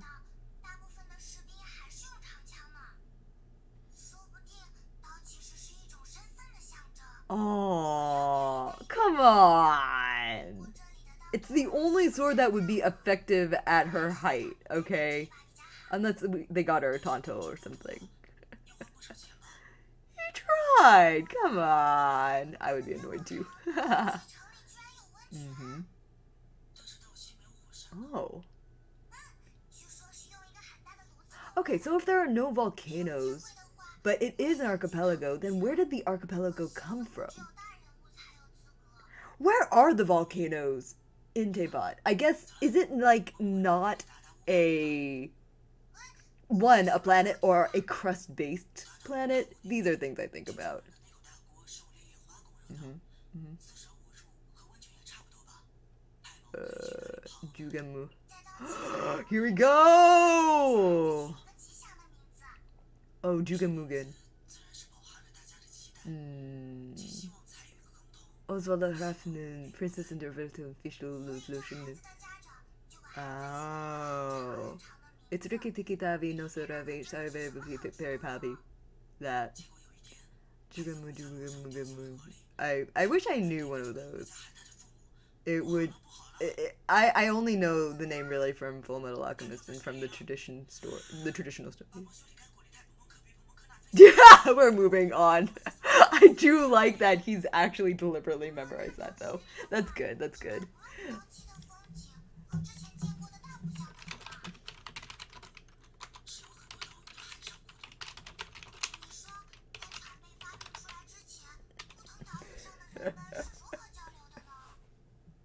Uh-huh. Oh, this is the joke. This is the joke about how people used Kaya and a fellow Kaya from another world to freeze their way to that one island so people could get there early. Stupid. Uh-huh.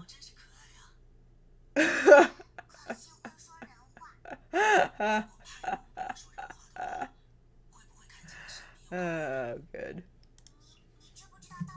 Uh-huh.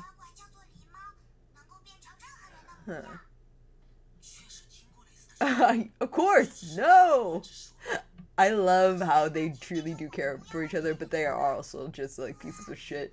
That's the best kind of relationship. Two people who are pieces of shit but also care about each other. Hmm. Uh-huh.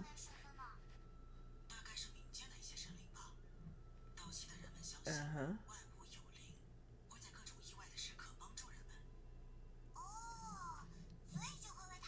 Hmm.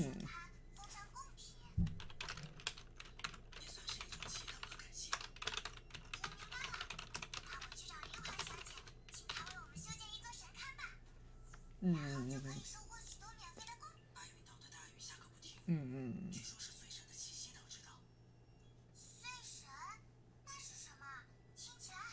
Because his power slowly dispersed.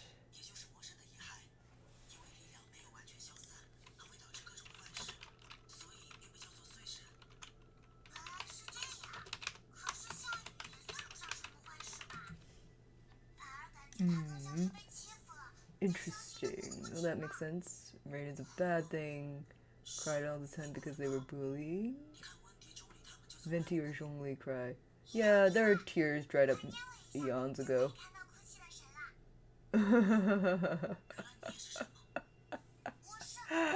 Oh, so Paimon does consider herself a god, even if it's just for a joke. Oh my god. Okay. Sango and Ryuji. I'm guessing that this was an event that I missed. We were supposed to, like, I know that a lot of storylines in this game make a big deal out of Sango and Ryuji, but I never got context as to who these people are or why I'm supposed to make a big deal out of Heizo. I fortunately do have Heizo, so later on in this series, question mark, I will be trying to figure out why people like Heizo so much. But on the other hand, I have seen no evidence as to why I should give a fuck about Heizo. I mean, he is very easy to use and fun. It's just, other than that, ugh. Like, he gets a lot of fan art for no. He got a lot of pre release fan art for no fucking reason, and I still do not know why. Mm-mm. Uh huh. She's right! But she's right! Uh huh. Uh huh.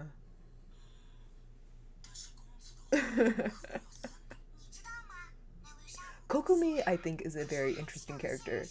I've actually done some of her plotlines before because you need to do her plotlines in order to do Ito's plotlines, and I actually find her cool. Like, her personality is, you could take it or leave it, but I do like how she is the type of person who needs a lot of space to be alone.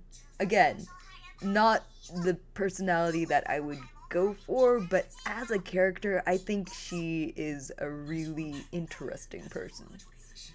Like, actually compelling. I just don't find her particularly interesting as a personality. Mm. Hmm. Mm-mm-mm.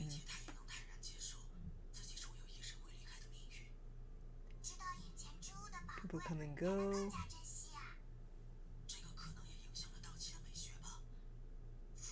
Mm. Those emotions and experience. Yeah, I can relate. This is something that is very essential to Japanese culture, and I do understand that very well. Hmm. Aw, Paimon doesn't get it. I guess a lot of people don't really get it. I'm not sure if I think that an acceptance that most things are not permanent would do pretty much everybody a lot of good. Hmm. Cool. Hmm.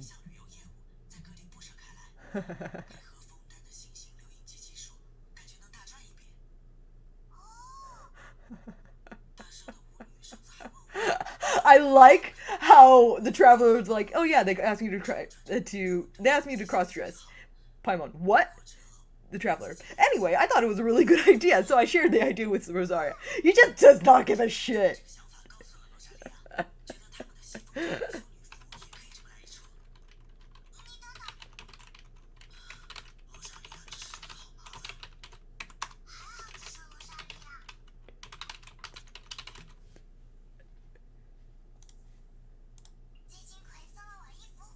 Utamaru. Oh, Aoi, another character that I find genuinely fascinating, and yet is not like an actual fucking character that you can draw for. Like, what is the deal with the side characters, the literal actual NPCs in this game, being way cooler than the actual fucking characters we're supposed to be drawing for? I do not understand. I think that Aoi is definitely one of them. The Fatui is another one. There's a third character that I just found just absolutely fucking fascinating, and for some reason she is not one of the main playable characters.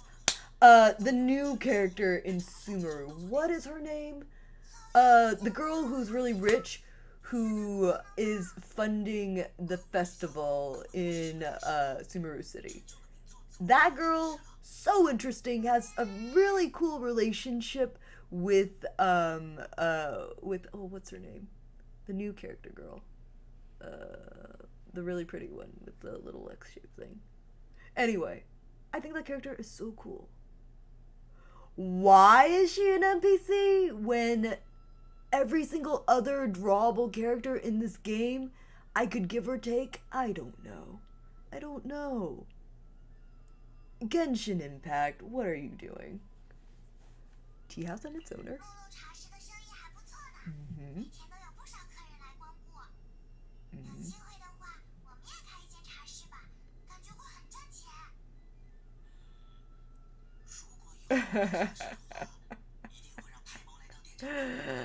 Oh god. Okay, the way that they just annoy each other constantly in the same way over and over. I like, on the one hand, I can see how it can get one note. On the other hand, it kind of just sounds like two friends sniping at each other for things. I think it's good. I think it's good.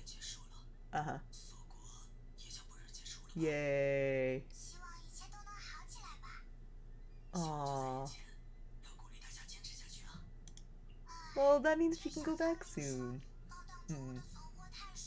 Mio, another character, so interesting.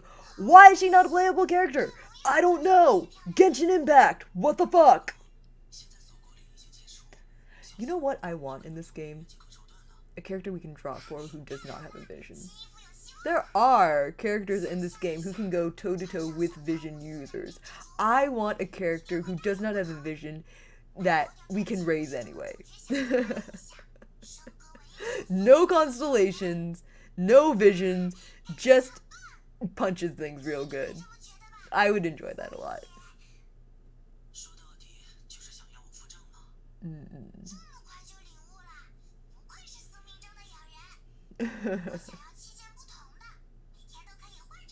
Good God. Stupid. Dory's genie. Again, who in the fuck is Dory and why do I give a fuck about her? I hate this. I hate being told how to feel about characters, and I hate that this is being put into the main character's mouth because that's us. I don't want to be told what to wonder about a character I've never met yet. I don't care. Be Marston.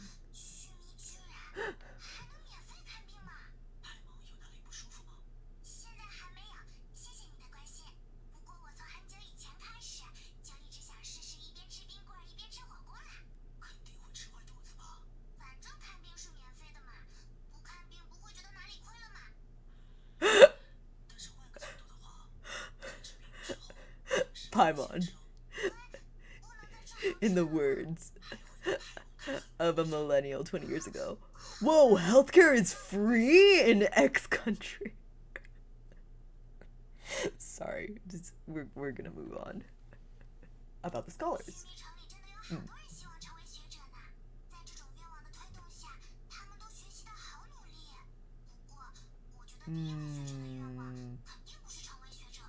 Uh-huh.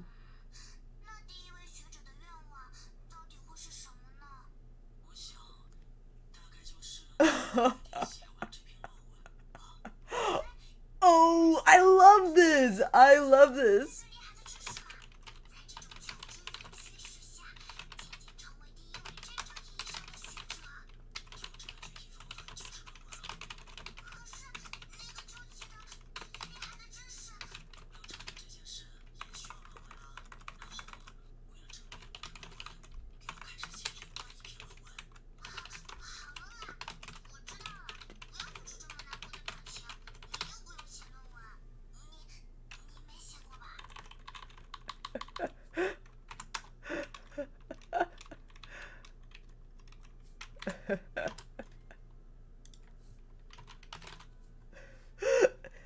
Honestly, the Traveler is the only character, once again, who, like, at all appears to have rights in this game. And maybe it's because I see more of this character than literally any other character in the game, but honestly, this character is gonna be the benchmark here.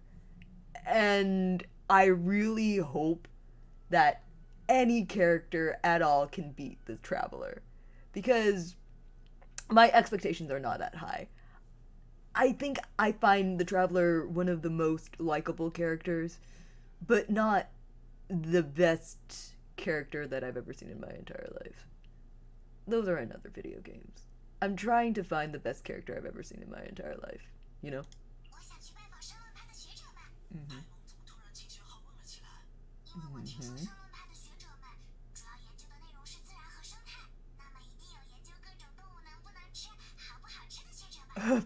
Paimon trying not to become a research experiment with all of her heart and soul. Bless. Alright, Center Beast. Mm-hmm.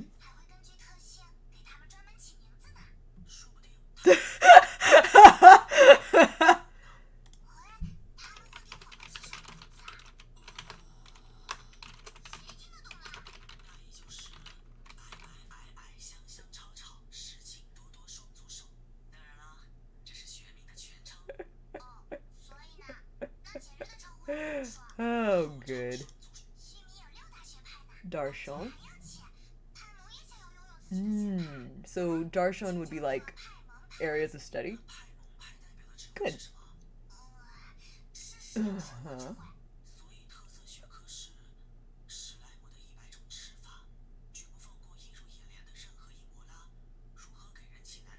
The Grand Sage of Paimanology.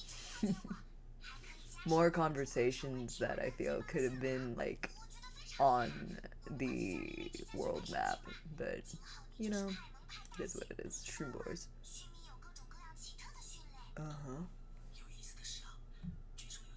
Huh. Oh, that's so cute!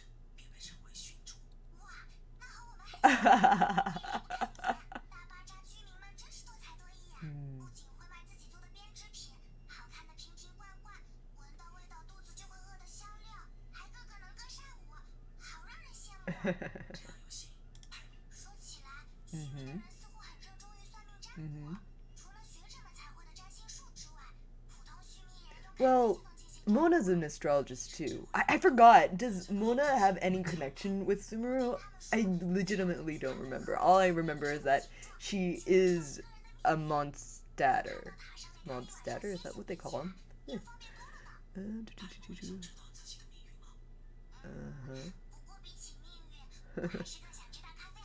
Uh-huh. Okay. Purbiruni.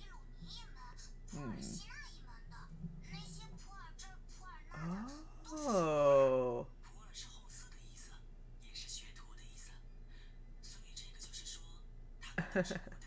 So it's like a bit like son of or daughter of in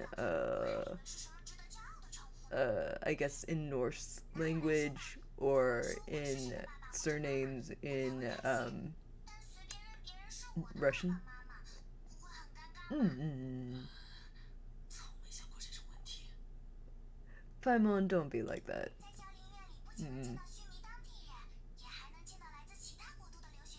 I think that from what I know of specifically names in Telugu, names do also take a patrilineal. Yeah, they're patrilineal. That's right. It's been a while since I've done research on Tamil and Telugu, but I think they are patrilineal. All right. The nations too. Huh, huh, huh, huh. Yeah. Hmm.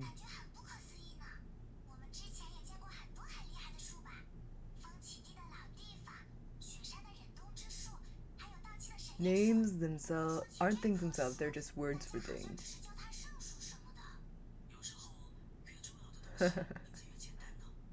Hmm. Hmm. Yeah, there does seem to be just kind of like a very important tree in every single country so far. Yeah. Oh, that's a very interesting thing to think about. Hmm. Although we don't offer anything to the very important tree in Sumeru. We offer it to a side tree. I don't know. There does seem to be a lot of really important trees. Like, a lot of the time when you're offering something to something, it's either to a statue or to a tree in this game. I'm thinking specifically of the frost-bearing trees in Dragon Spine. I don't know. That is actually really cool world building. Not a lot of things talk about it. But I think that the way they've built that up in the sense that I've just thought about it just now, that's actually really cool. Mm-hmm. Mm-hmm. TCG. Ito just looked around 100 degrees like a dog hearing a squirrel.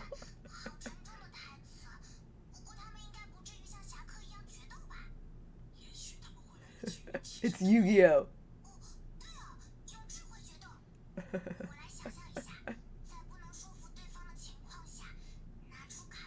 Port Ormos? Mm-hmm.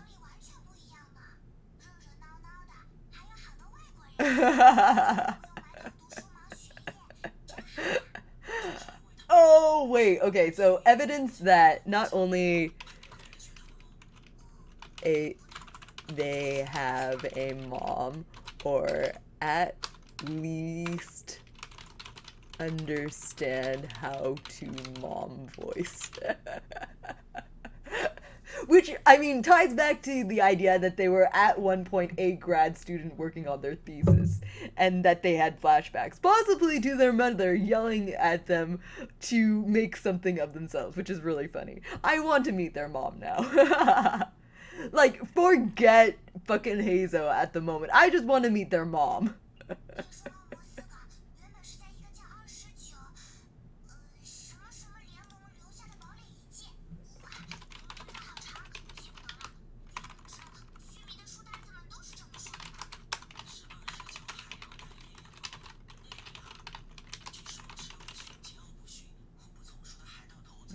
The Alliance of the something. 29 Ocean Days. Mm. The Days? No. Wow. Huh. So what's Australia? That's actually kind of nice. It's just Australia. Alright, and that's it for The Traveler. The voice lines, anyway. Now to go into their story. Alright, character detail. The keeper is fading away. The creator has not yet come, but the world shall burn no more, for you shall ascend. That's cool. I have no idea what it means, but that means that I like it because I am like the implication is that it'll make sense later. And I like that. I like things being mysterious at first. I don't care if I understand it at first, if I don't understand it at first. And if it's made to be understood, I want to know why that is relevant, that I know how to understand it in the beginning, you know? If something is presented to me and it's mysterious and I don't get it, that's fine. That's actually a very positive sign to me because that just means that later on there is something to be unraveled. The keeper is fading away, the creator has not yet come, but the world shall burn no more, for you shall ascend. I wonder if we're talking about the twins here. Because from what I know of the plotline, from what we've seen of the twin down in the chasm, there seems to be something eternal, something going on. Our twin has seen some shit, and it's gotten them to the point where they feel like nothing matters anymore. And I feel like there has to be some kind of cycle going on. Because that's just the most obvious reason that something seems to be happening over and over and over again. And I think that even Lumine even said something like that. I just don't know what it could be. A boy and a girl stood under... Descending upon a continent named Tiva, you hoped that you would be able to... Turmoil and a cataclysm move on to the next world. I like that the instant reaction of the two isn't like, we must save this world. The instant reaction is like, nope, we're getting out of here. I like that. I really like that.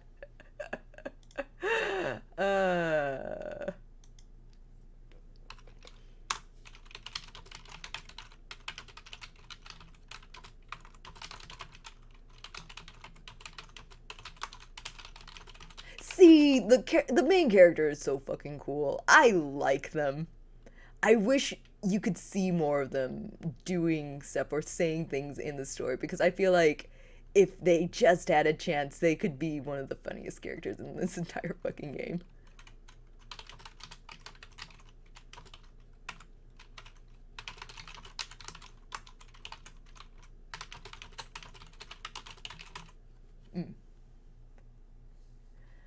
You sought to leave this place and move on to the next world, and thoughtless no like in a way, and cast into a deep slumber filled with nightmares. Chains of flame, nothing left. Character story. Met Paimon and 7 deities.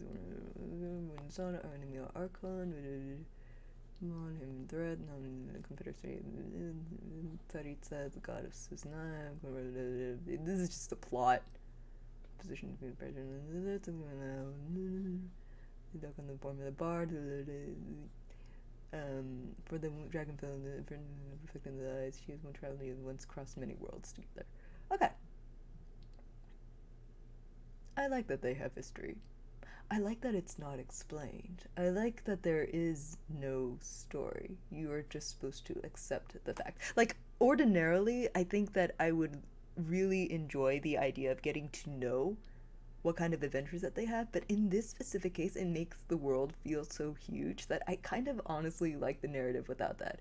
It's just a given that they've traveled so many places together and they are deeply close, and I enjoy that. I don't think we need to know exactly where they've been or what they've been through together. It's just a lot, and it's the reason why the traveler makes a choice, like strong choices the way they do. I really like that. I just hope that they use that wisely. Vision. Control him. Even other vision. Let's use the realm gland. Walk with the chosen will ascend after coming to this world. He can never receive an alien life form does not belong. Alien! Neener. Moan's ambition to nominate Moon. So you can't receive a vision. I think this last one is just a general sort of idea. Is it always wise to be in pursuit of just one thing very passionately your entire life? And that's another thing that I think is really cool about this game. Especially, Yang Shui, I think is how you pronounce his name, and Smiley Yang Shao, in the marsh, in the hotel in the marsh. Those two are really fucking interesting. They're obviously homosexuals, but also Zhang Shui has such an interesting, compelling story that we are never really sure about like the whole scope of. Again, one of the most interesting characters in the game, and yet we will never be able to draw for him. What the fuck? What the fuck? I hate this. I'm just gonna move on. And that's the Traveler. I basically would like to get through at least 4 characters today. The first 4 characters you are guaranteed to get in this game, which is the Traveler, Amber, Kaya, and Lisa. I would, after that, like to get into the characters I drew for next, which were Chi-Chi, Beidou, and Sucrose. So I do think this is going to be a multi-step sort of endeavor. But for right now, since we're done with Aether, let's check out the facts on Aether. We've learned a lot of information, specifically because Aether is the main character, and he does have a lot of information on him. But let's look at the facts. Aether, not KH Sora, but basically KH Sora. I do like the fact that he, much like Sora, is not actually Sora at the very beginning of Kingdom Hearts. They're both, like, not actually too invested in the fate of a world until it becomes really obvious that someone that they care about is involved. Sora is no longer like that. He was at the very beginning of Kingdom Hearts, though, which I really enjoy. I like the growth from that. Alright, history. From space has a twin sister, alien boy trying to get back home. Not just back home. Get sister back from evil, things that happened to her. Alright. Thoughts. Does being an alien mean you get your own constellation? Never found that out. I like that the Traveler is a Chaos Gremlin. Traveler and Paimon Dynamic Good. Did not know about hairbrushes before Tavot. That was extremely fucking funny. Eclipse symbol from the... something about the eclipse really struck him. Don't know why. Paimon taught them Tavot language, which is actually cool. Actually memorized the Jukamu name. Does not consider himself to be a god worthy of sacrifices. May actually consider themselves a god. We don't know that yet. We just know that they feel funny if somebody would try to like bring a sacrifice to them. Not constrained by gender conceptions, would cross-dress. It's like not like a thing that really, or at least they want to give the impression that that's not something that bothers them.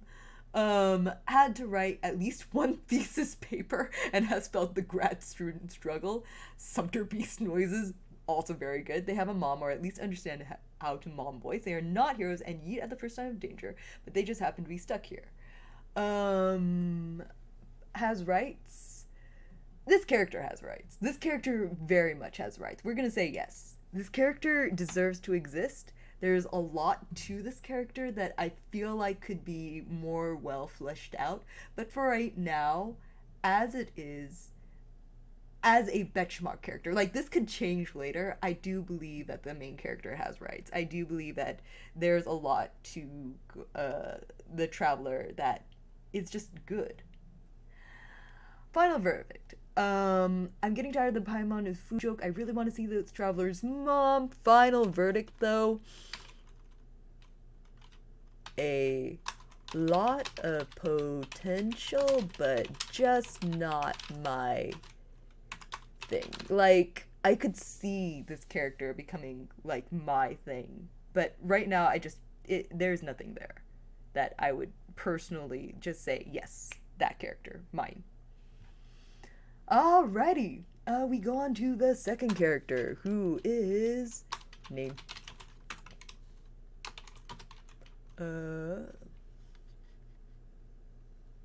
Miss Amber. Poor thing. Poor babe. Amber. History. Thoughts. Has rights.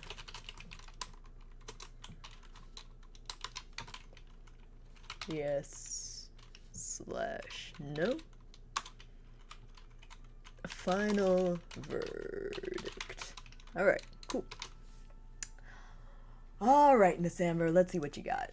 Poor Amber. I use a lot of Amber because I really like the way bow characters function in this game, but as pretty much everyone else has, I eventually put her aside for other characters that I enjoy using a little bit more, or newer character, that is.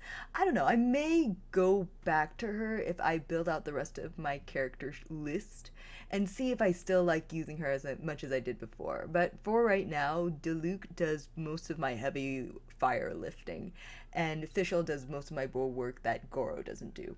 So, yeah, that's Amber. Alright, birthday, about 3 weeks ago. Affiliation, Knights of Favonius, Vision, Pyro, Constellation. I wonder why she has a Vision specifically. I guess she just wants to be the best outrider she can be? Lepus. Let me... That's, a bunny, yes? Yeah. Bunny triggered.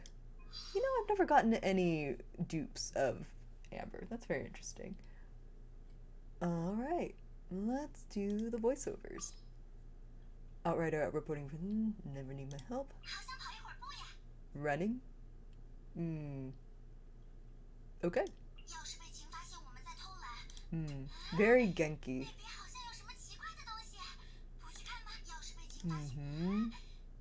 Just a very active person.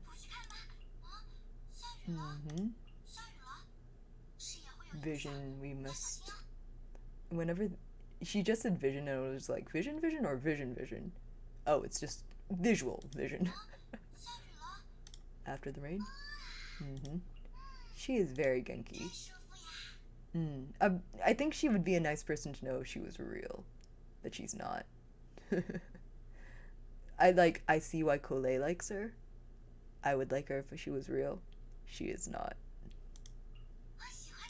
Good morning. Man, she is really one of those super peppy, gets a coffee in the morning, goes jogging, and then gets a smoothie with protein in it afterward. Goodness gracious. Yep. Gliding champion. Alright.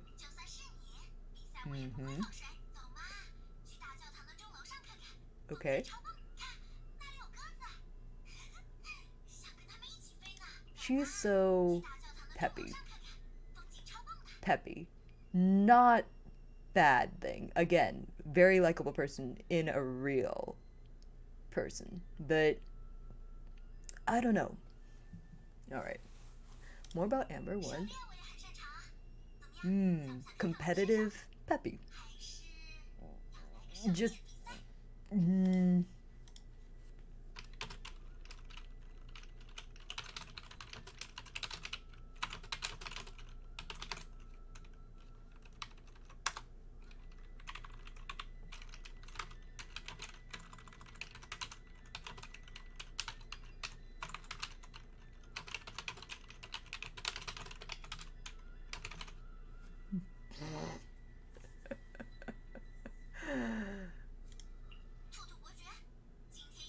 Alright. Mascot character. Moon pie? Her specialty is the steak, right? I mean, just make the fucking pie, man. Ooh, coffee. Although it's nice to know that coffee is more universal and it's not just like a centralized to Sumeru thing. Cold wolf hook juice. I wish for this description she would be a little bit more precise about why she doesn't like wolfhook juice. Because we don't know what wolfhook juice is like. Well, I don't currently. Receiving a gift. Mm-hmm. Uh-huh. Very polite. Yep. Yep, and that's about that for this part. Let's look at her history. Story. Character details. Amber is an outrider of the Knights of Favonius in an age where outriders are becoming out. Thusly, she continues on with the responsibility. Takes a newcomer only a few days to feel right at home with this passionate girl, whether it's a good hunter, sideboard, the base. Just a very persistent person. Yeah, just Starbucks jock. Has boundless energy, positive look. Each day she bursts with the fiery enthusiasm that sees her go about her life like a whirlwind, smashing through any obstacle that stands in her way. At times, however, can make her quite a troublemaker. Yeah, she was always breaking rules for us, if I'm not mistaken, which is very nice of her. Quite a handful. Infancy actions on Grandpa's head while trying to steal from him and causing it to destroy. Amongst hunter caps.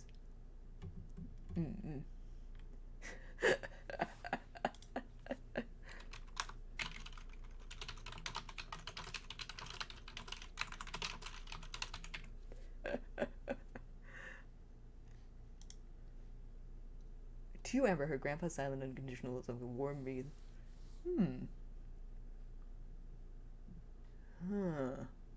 Interesting.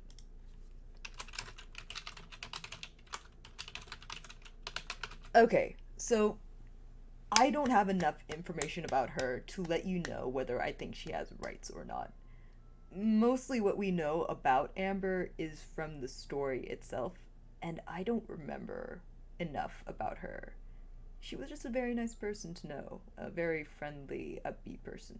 And by the way, I will not be looking to the manga for more information because I do not I cannot stress enough how little I care about reading extra information. This is already too much for me. I truly hate a lack of story gameplay integration. So this entire process of looking at information that is like aside from the story that I'm not supposed to just get from the story, I truly don't like this.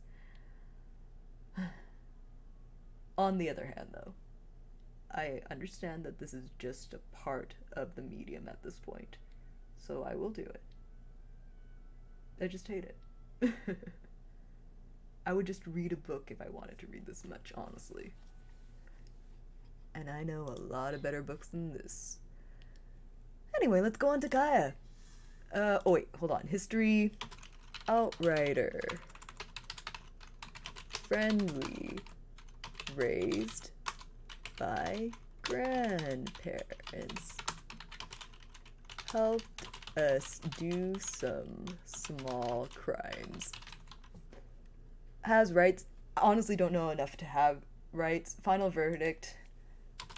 Not enough not enough info. Just straight up, I don't feel like I know enough about her to have like a conclusion. I am not done getting information on Kaya, so I can't do a full evaluation of Kaya either. I think the only character that we may be able to get to tonight that I can do a full evaluation on is Chichi Beidou, and that's about it. I don't think I've done everything for what's her name, Sucrose either, but we'll see. Voiceovers for Kaya, nothing to do. Yep.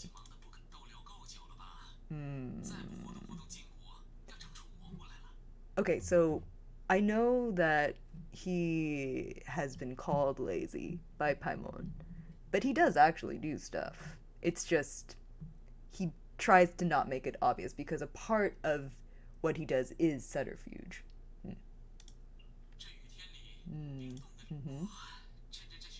Ghost stories, huh?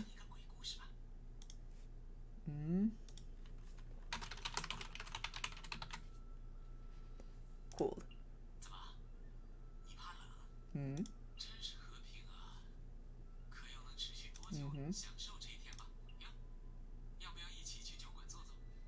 Hmm. Just kind of an easygoing person.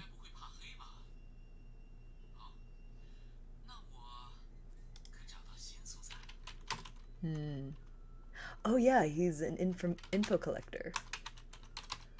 I like that that pops up every, even this early, and it's just hints of it, and it's well integrated. He does collect information, and he does seem like the kind of person who reacts to new information with a way that seems like he's very interested in it. I think that's good. I think that's good characterization. Good night. Hmm.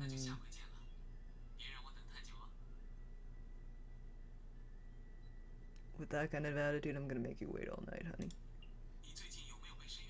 Hmm. Oh yeah, he does a lot of research on the Abyss Order specifically, right?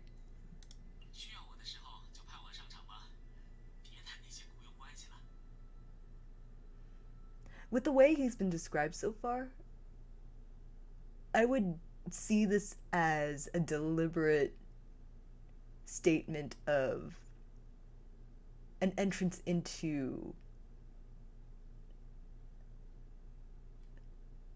our sympathies from the standpoint of using pathos. So, someone trying to get in good with us by saying, "Hey, I'm not like the others," which immediately makes me distrust him. I don't know where to go from there, honestly.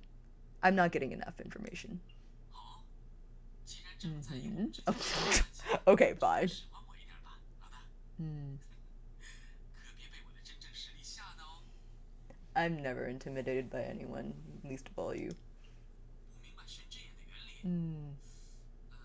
I think this is a really good. Like when I was trying to figure out what a vision was, this was the statement that helped me most. Um, um, that helped me most kind of contextualize what a vision was. This was really good. Also, it took me like embarrassing long to figure out that this little thing is what a vision is. Mm. Apple cider vinegar, my dude. I mean, I drink apple cider vinegar, but you sure are. We're gonna move on. Mm-hmm. Mm. I think this is cool. This is really cool.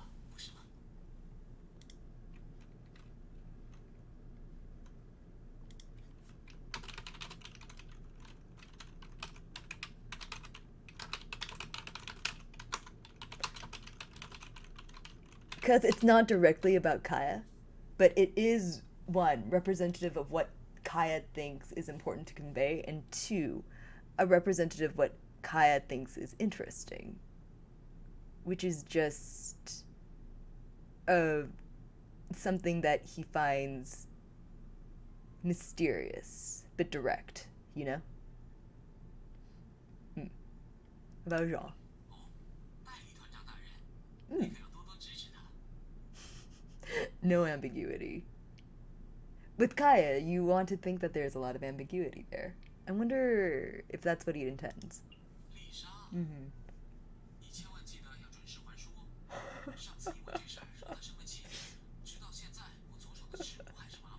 I like the idea of punching him in the arm, and it's a friendly punch, but you realize that you killed all your nerves.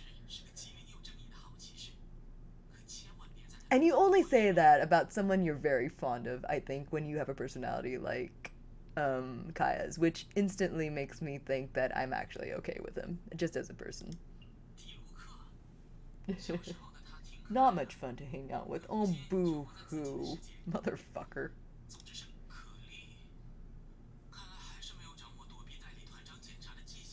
No, I will absolutely report you for anything, you motherfucker. Hmm.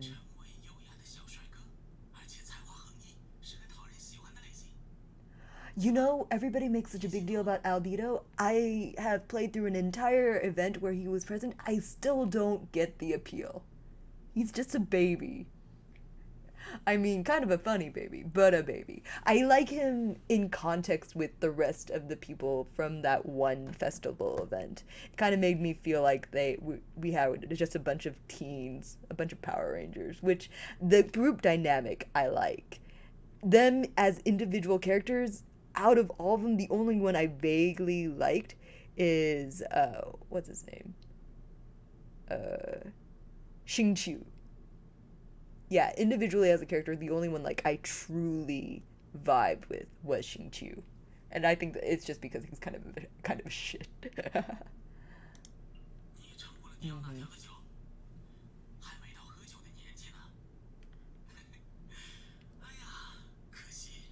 Man, we're like 100 years old and also like eight. Wait, okay, hang on. No. You cannot say that. He's done a graduate thesis. He cannot be underage. What the fuck?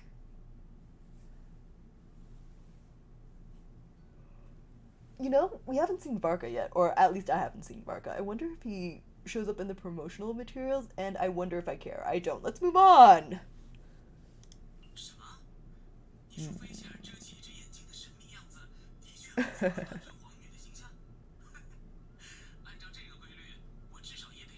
That's cute. Very teasy. Mhm. Mm. Sister Rosaria? Mm. Mm.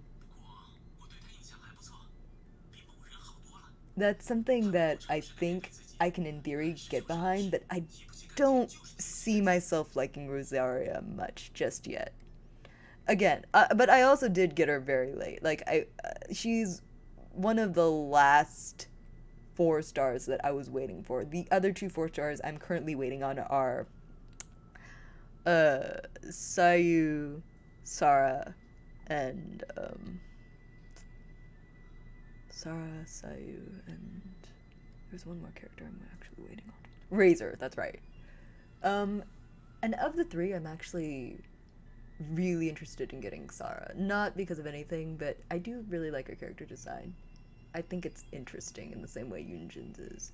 I think when it comes to character designs, I don't think like any of them are attractive per se to me, but I do find them interesting. And the only ones that I find like very interesting in a specific way to me are Sarah and Yunjin, who at least feel different.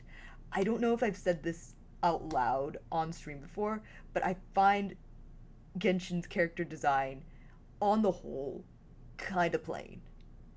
Um, Yunjin and Sarah were the only two characters that I feel as though really were like, yes, this is something I can get behind. This is actually very original. This is actually, and if not original, then just like visually compelling, interesting. Everyone else I can give or take, honestly.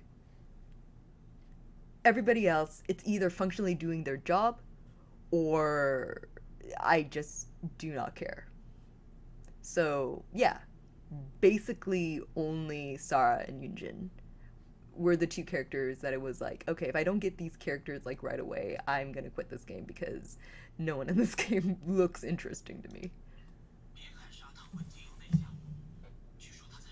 Mm. Fair ladies, private. It said like someone who does that all the time. Let's go. Hmm.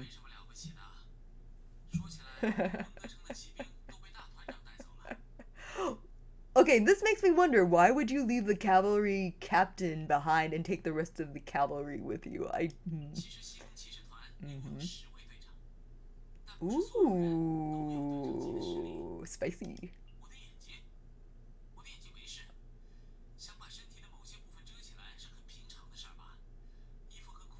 So your dick ain't swinging out? What, are you calling your eye a dick?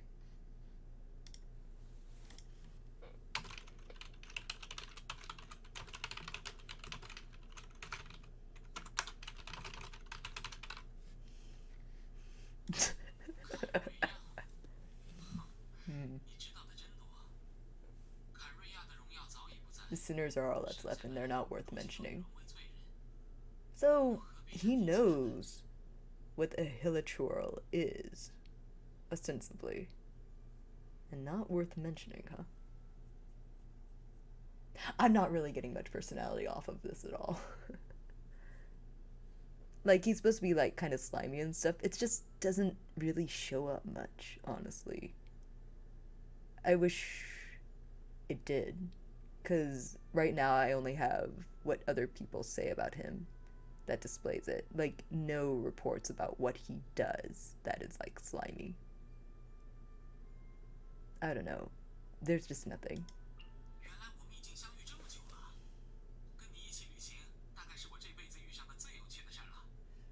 What, you don't want to have more fun? Alright. Dumbass. Hmm.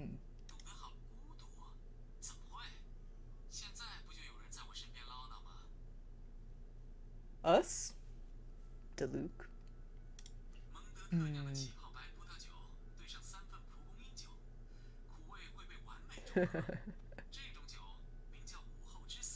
Hmm.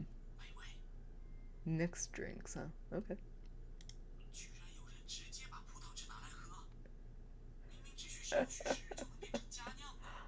And let me guess, Diluc is the opposite. Sure, sure, sure, fine. Hmm.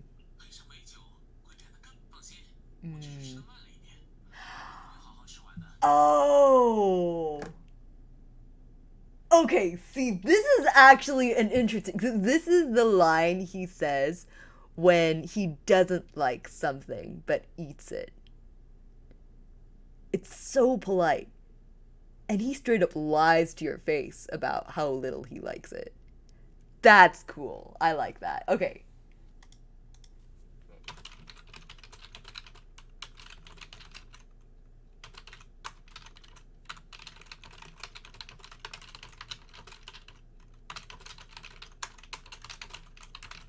That's very cool. I enjoy that. That's finally some fucking personality.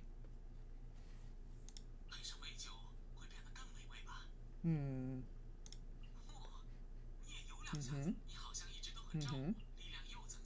All right. Going back to his story. Let's see. Oh, we've got every bit. We've got his entire character story. All right, here we go. So, history. Slime Man. Info. Info gatherer. Character details. Kaya Alberic is an adopted son to the Ragenvinder family, the renowned wine tycoon. It has long since a time since he's called Diluc Ragenvinder brother. Kaya currently serves as the captain of the country and is trusted by Jean.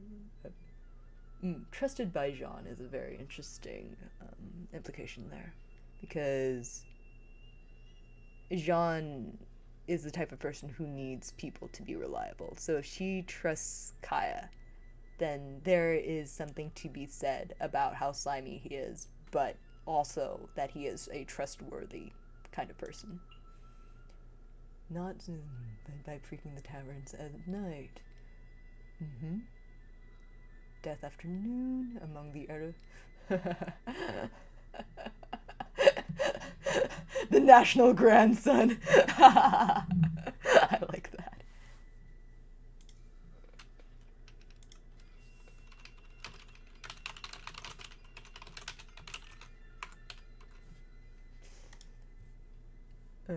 Mischievous, amiable, and wine-loving as Kaya, being cavalry captain of the Knights of Favonius. Disarmed by his smooth-talking and telling him everything he wants to know. Nightmare, a one of harmless banter. Everyone's got a secret, but not everyone knows what to do with it, says Kaya with his usual arrogant smirk. Yeah, so just basically that's what we know about him. He is, someone who does a lot of info gathering. Character story 2. Justice is not an absolute principle, but is a result of striking that fine balance between strength and strategy. As for the details of how it's done, don't worry too much about that. Kaya once said these words in front of Grandmaster Varka.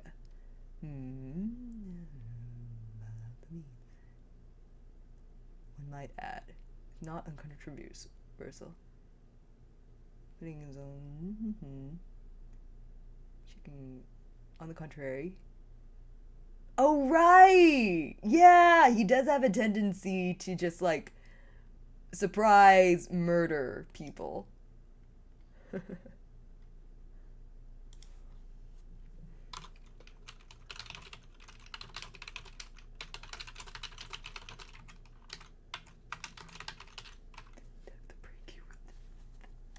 Hmm.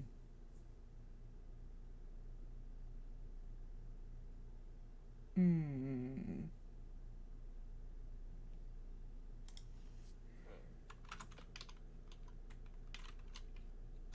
Because he's kind of a pervert. Yeah, there we go. Alright, I can get behind that. I wish he had more of a personality, but I mean, the stuff for character motivations, it's there. Winery business has been a great source of prosperity in the region over the years. Its prosperity moved into the area. They are a motley bunch who hide in the shadows and their backgrounds, motivations, and year of life studying in and around Mondstadt. When Death Afternoon is out of season due to the lack of supply, has a drastic decrease. And this remains the case until Death. Interesting. I'll look into it. Okay. When Death Afternoon is out of season due to lack of supply.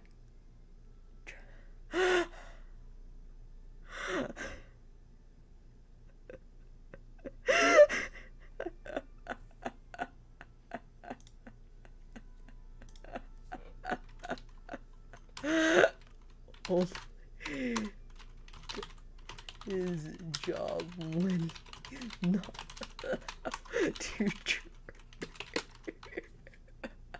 Okay, that's kind of funny.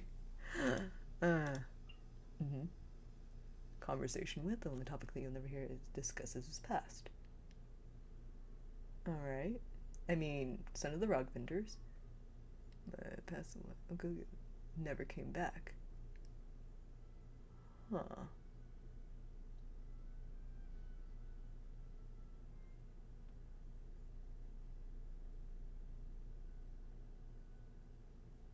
Oh. Wait, he's from Kenria.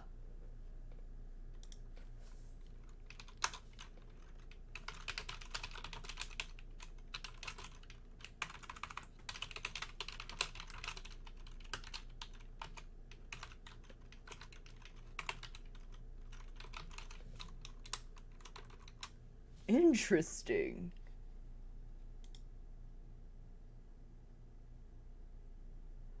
Huh.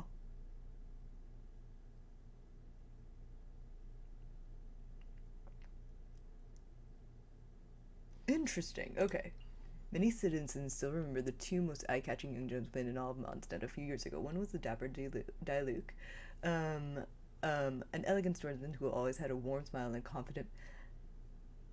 Diluc smiles? Oh, I don't like that. Eccentric Kaya.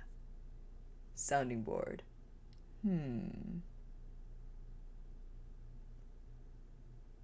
Yeah? The power their father had used successfully fend off the attack back there, taking their father's life, should remain evil power. The world is truly fascinating. Diverged.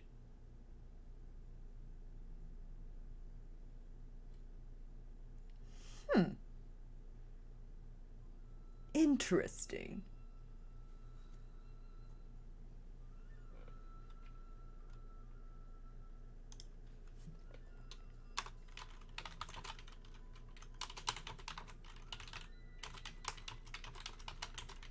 It was like lizard meme. When his adoptive father died. It was the first and only time Kaya failed in his duty. Was attacked by Finally reached a Luke. Alright.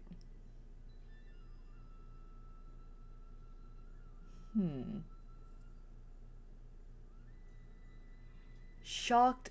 Okay, so shocked, but the reaction I'm reading is not shock.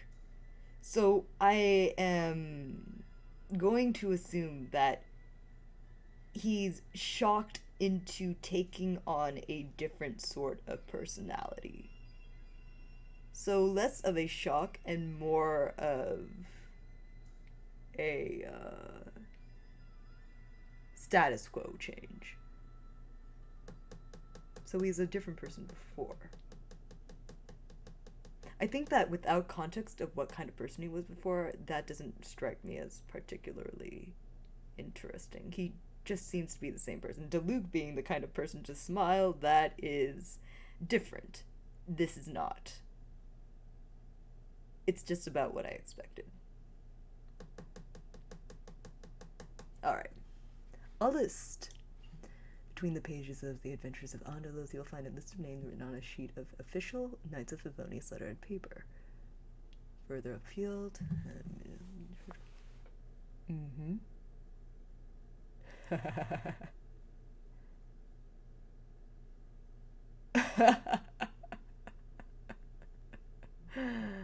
Huh.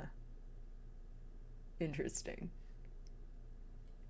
I think that I really want him to actually see him in his any of his plots.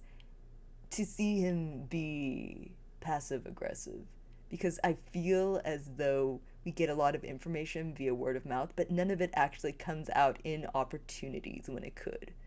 It just kind of seemed like harmless pranks. There's never a moment where I'm just like, well, that's a motherfucking bitch thing to do. Like, certainly he's had motherfucking bitch moments, but never anything that crosses a line. I want a line to be crossed. I want him to really surprise me, and he hasn't done that. Crayfish delusion. Oh. Okay, so submit to such a dangerous and evil power. Huh, okay. To set his father free from the unbearable agony, Diluc Raginvader took its life. Kaya was Diluc's brother by adoption and was always by his side, but on this occasion, between sign from heaven's greet at the massing of Pastor Crepus. Of course, yes. So he was meant to be a double agent.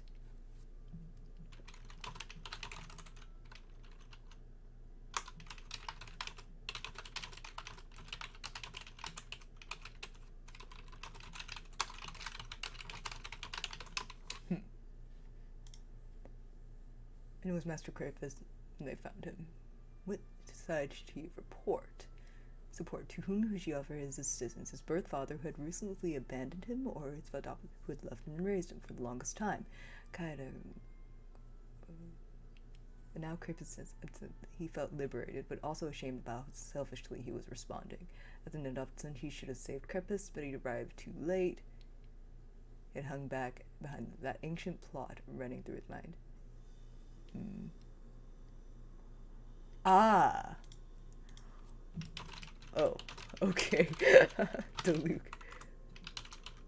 does.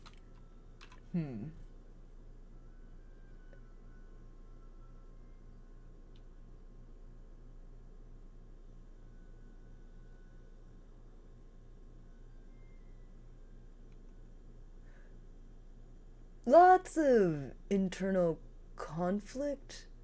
None of it shows up in the story and make him make strong decisions, which is what mainly concerns me here. Nothing that he does in terms of the story makes me think, wow, he was really affected by his past. So while the seeds of a cool character is here, I don't think that anything compelling is here just yet. I'm not really concerned about the past, I'm concerned about the now. Hello, how are you? I am doing deep dives on all of the characters in Genshin that I have, although we're only going to be sticking to about 3 or 4 tonight. Um, yeah. Um, if you want to know anything about, like, literally why I'm doing this or exactly what measures I'm using, please go ahead and feel free to ask. Or if you just have unrelated questions, I'd be happy to answer those. This is literally just homework for me, and I kind of hate it right now. But I'm trying to enjoy myself the best as I can. Hidden. Alright. Through their blades.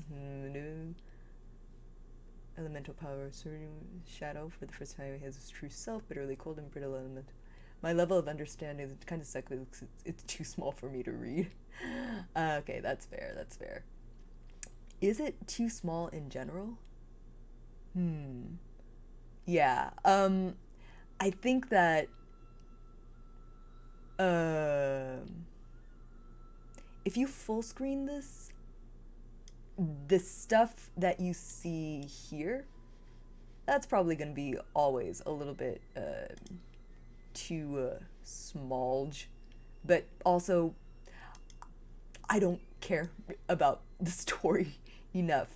And I don't, and like, unless I think that it's important enough that you need to see it, I won't be like making it bigger to read. Um, my notes, if you're talking about my notes, I think those might be big enough to read if you full screen.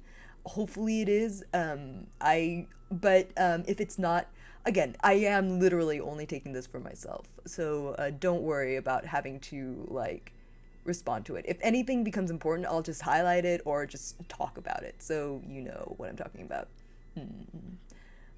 Also, I am being just incredibly fucking mean, so if you like anything about Genshin, this might not be the stream for you. But I am taking this very seriously. I want to know why people call the character writing in Genshin good. I think the seeds for cool characters are here. I think this is going to be an example of a work where the fan work is always going to be more interesting than the main text. Because the main text is so convinced that the plot isn't generated by anything but the plot moving forward by itself, that no characterization is needed or can be used to further a plot, that I don't think that any one character is going to get the justice that they get within the context of the game, which is really sad. And that's also really bad writing. Hello, hello. I mean, I think it's mid. I think that's fair. Hi, Pixel.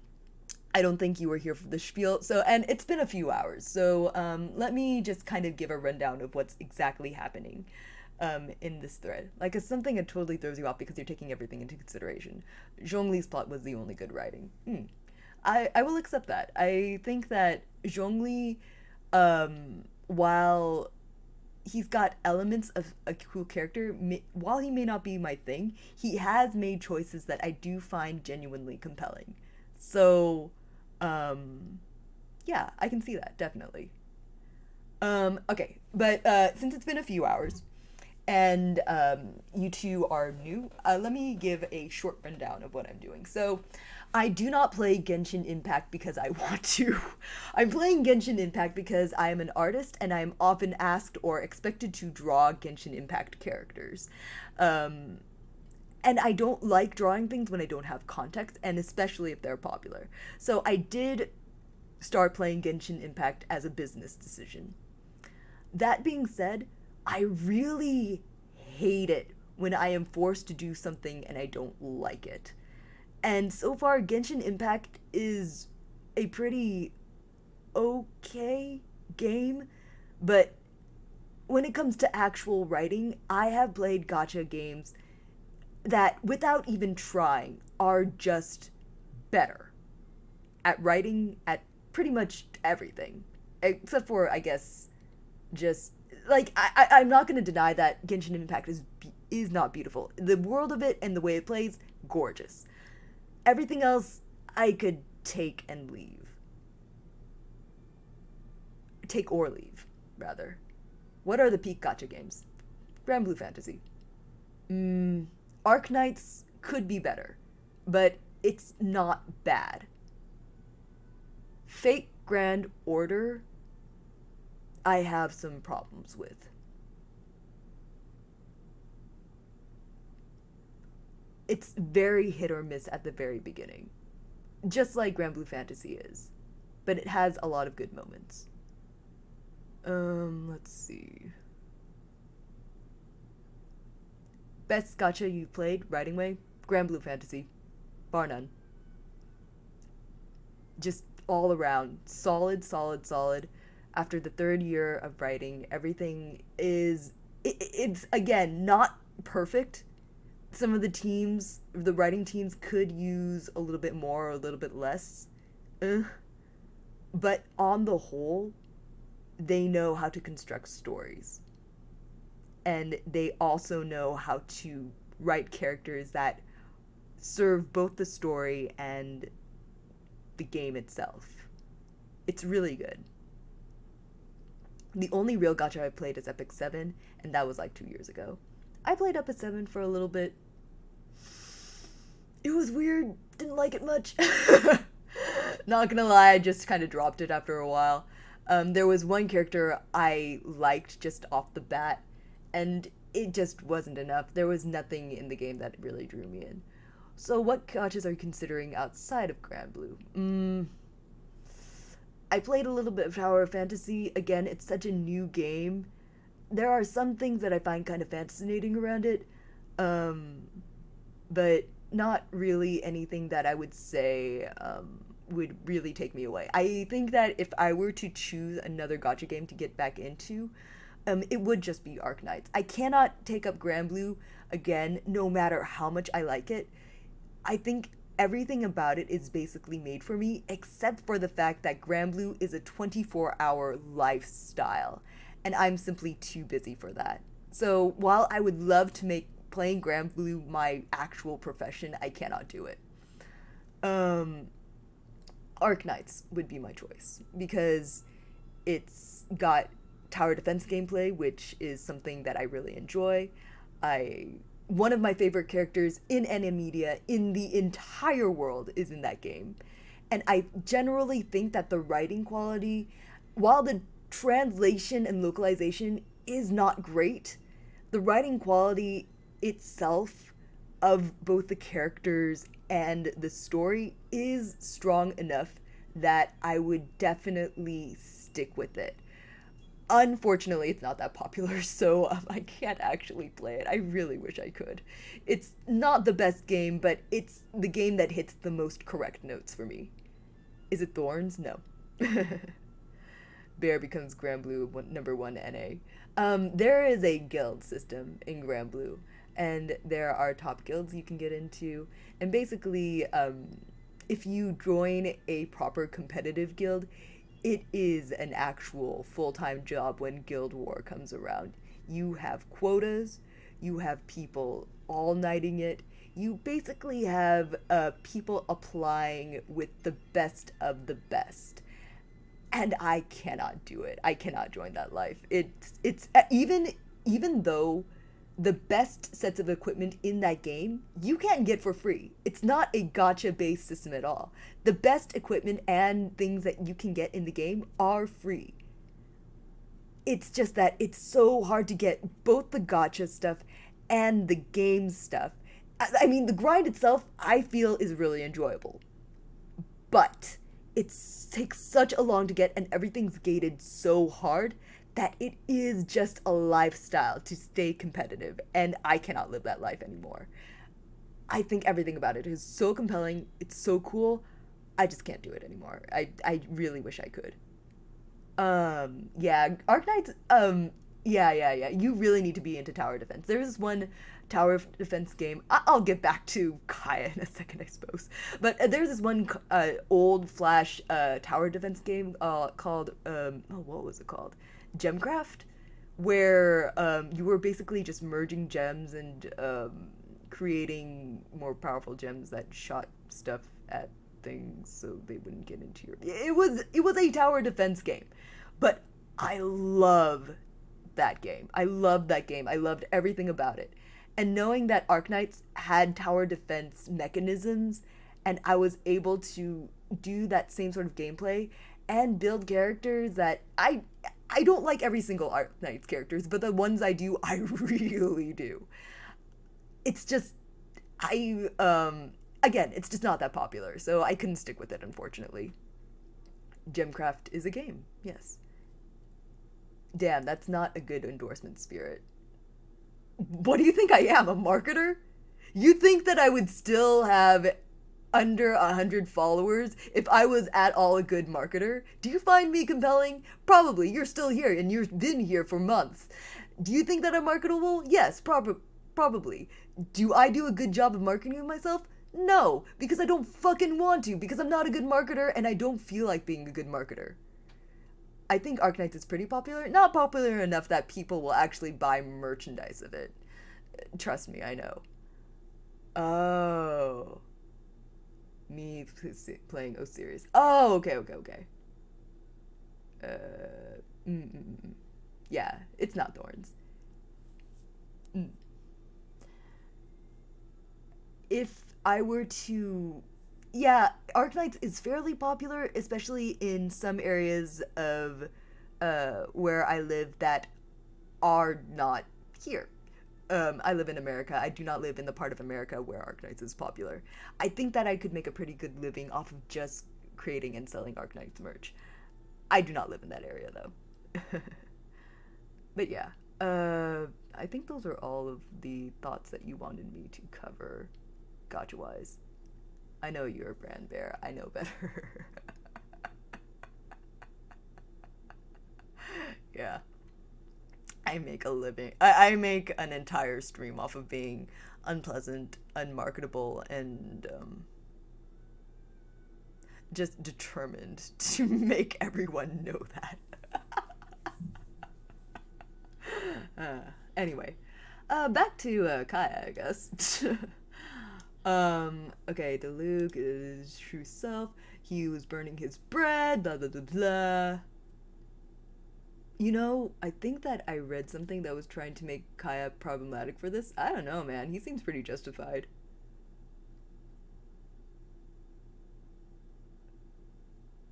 Yep. Never, but he never discusses it, just like he never discusses the origin of his vision, though it is a reminder of a hard-fought battle and the price that he earned in exchange for revealing his altar. To remember he must live his life under the heavy burden of lies. Yeah, I got nothing. Though it's been a minute since that's been directed on me. When you pull in gacha games down in popularity to specific US regions. Yeah. What about Raids? Shadow Legends, the best gacha there is! Shadow Legends! You get, I don't know, like 100 free pulls or some shit? I don't know. I played a lot of gacha. They kind of blur after a while. I'm only really playing this one because so many people like it. Well, there's the characterization of Kaya. That's the whole thing. Alright. Slime Man. Info gather. What the fuck? He's directly from Kanria. Was like lizard mean when his adoptive father died. He was meant to be a double agent. Does anyone know that? Okay, now Luke does. And they had a fight, and now he's doomed to live the rest of his life in lies, I guess. If he wears the eye patch for the tan line, that's actually super funny. Oh, here are my thoughts. Ghost stories. The type of person who keeps in mind ghost stories and just information in general. I think that's really cool. I think my main problem with Kaya is that he's had so many opportunities to have moments where him being an individual who has gone through all these things could have made stronger choices in the story elements I've seen him in. But he did not. And does not, and consistently does not, which just, for me, does not do it for me. I just don't think I find him compelling. Like, I don't see a character as compelling for the things that he could do. I see a character for what they do, period. This, while, again, has the roots of a really cool, compelling character, just Like, that's all it is. It's just like an unpopped firecracker. It's just kind of there, you know? As far as Kinja characters go, Ke is hot and unproblematically. Right, that's fair. Yeah. Um, I like. Oh, I think that I need to finish my explanation. So, got into Genshin mostly because it's popular. I've been playing it for about half a year now. I think it's fine as a game, and I just do it as a chore. And I have been wondering why it's so fucking popular, besides the fact that it released during the Panini 2 years ago. And then I realized that a lot of the compliments I heard about Genshin was, well, you basically play Genshin for the characters and the character writing, because that's the best part of it. And then I realized, oh, I just never read any of the character information at all. Whenever I get a character, I just train them up. And that's it. So, in a very last ditch attempt, because I will keep playing this game, but in a very last attempt to make the experience of Genshin Impact at all interesting to me personally as a person, I am reading as much of the story of every single character that I can, that I currently own, in an attempt to figure out if, one, the character writing in this game is actually worth anything, and two, if I actually like a character. It's definitely porn, because people horny, yeah. But that, I think that's all down to them just totally forgetting it. That's so sad. Press F to pay respects. Yeah. I don't know.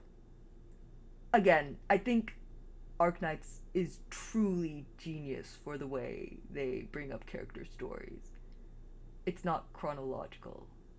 And I think it's honestly, like, I may just have a whole stream where I explain why Arknights is either accidentally or just purposefully, character writing wise, is just truly fucking brilliant. As somebody who plays a lot of gachas, I like Genshin because it does a good job of balancing character combat. I think it does a good job of making all characters relevant, all characters meta, which I think is a really fair evaluation. I know that Granblue has to do a lot to keep old characters relevant with the current meta, and it does require a lot of updating and a lot of power creep. I think that Genshin is quite early in its life cycle, so a lot of the power creep is in its very early stages. So it just depends on how they are going to manage that, of course. It's got a lot of good examples of what not to do, of course. So that might be the reason why it's so successful, and I hope that it does take a lot of lessons from gachas whose power creep has kind of overwhelmed them. From what I remember, Arknights was a good story. I just disliked the gameplay. That is completely fair. Yeah. I'm not gonna yuck your yum here.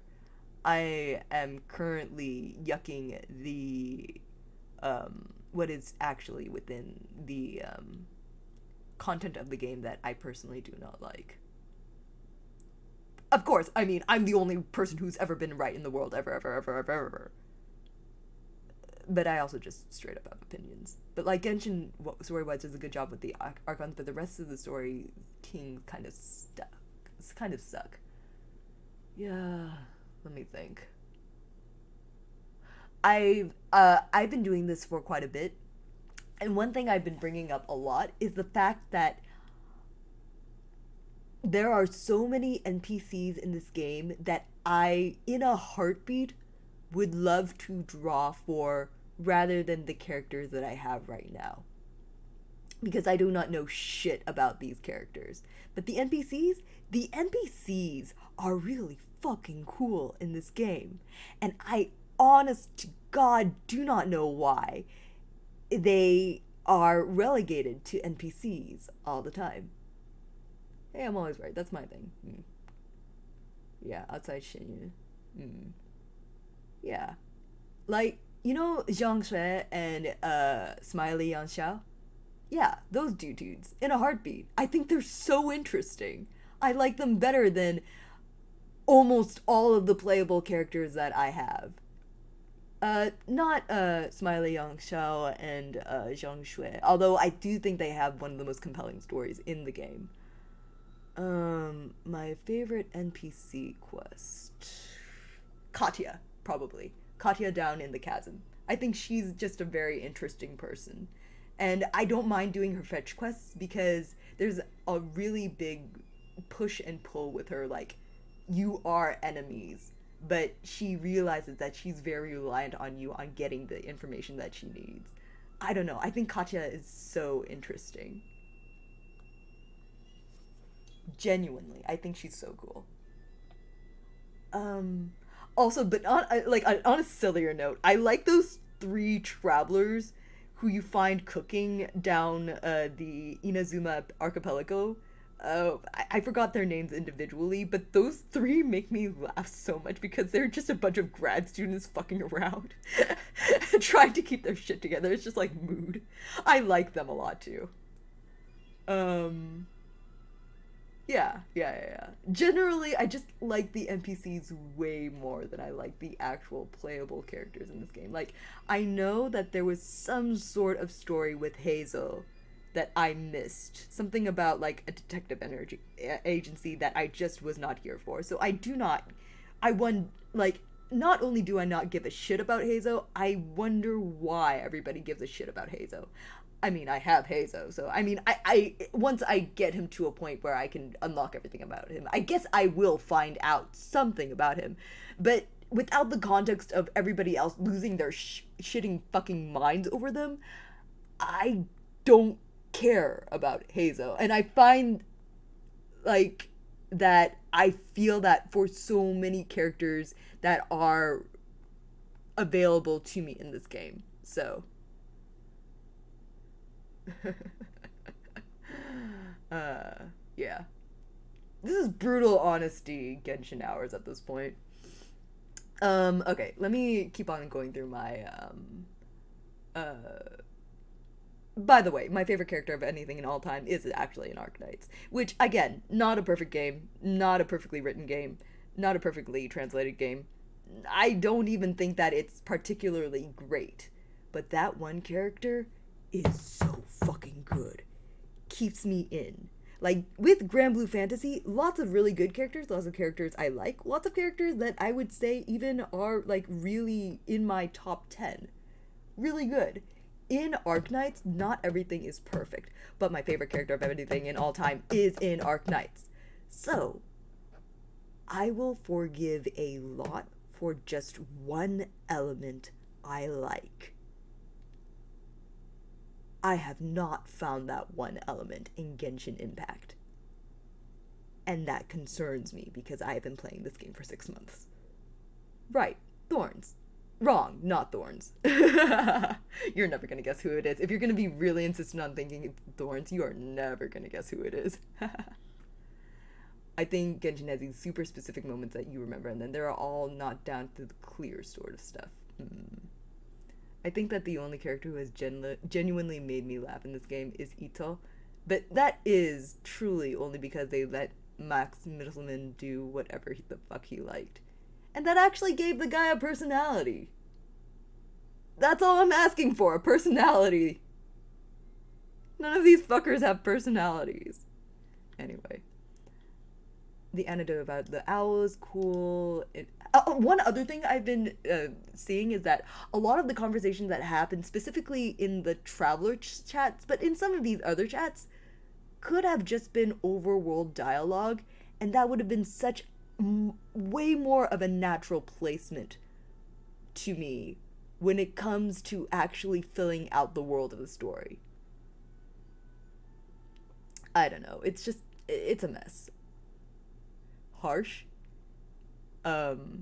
Yes. Let's see. Implies that his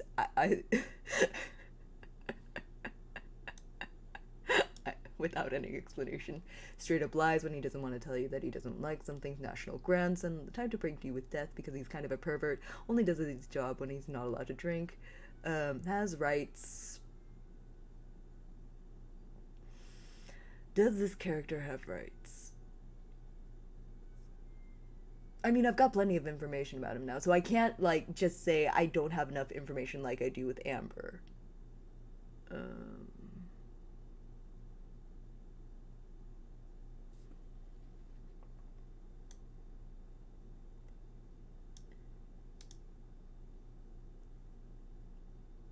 Like, does somebody who likes Kaya, who is just deeply a stan for Kaya, do they have rights? No. Sorry. Final verdict.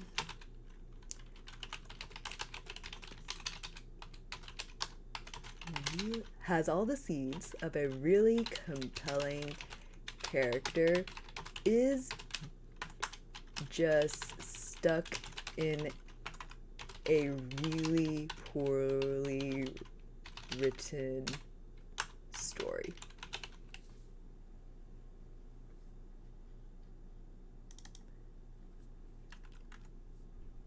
There. Final verdict.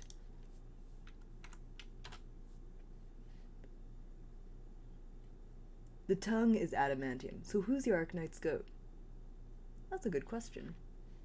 Anyway, Lisa. I think Lisa's gonna be the last one for tonight. Oh, actually, I don't have a lot unlocked for Lisa because I never use her. So we might go into... Who did I get next? It'll tell me in chronological order who I drew, right? Let me see. Oh, wait. Let's see. It's under character archive, right? Let's see. No. This is release order. Oh god, that is adorable. That is really fucking cute. Okay. Anyway, alright.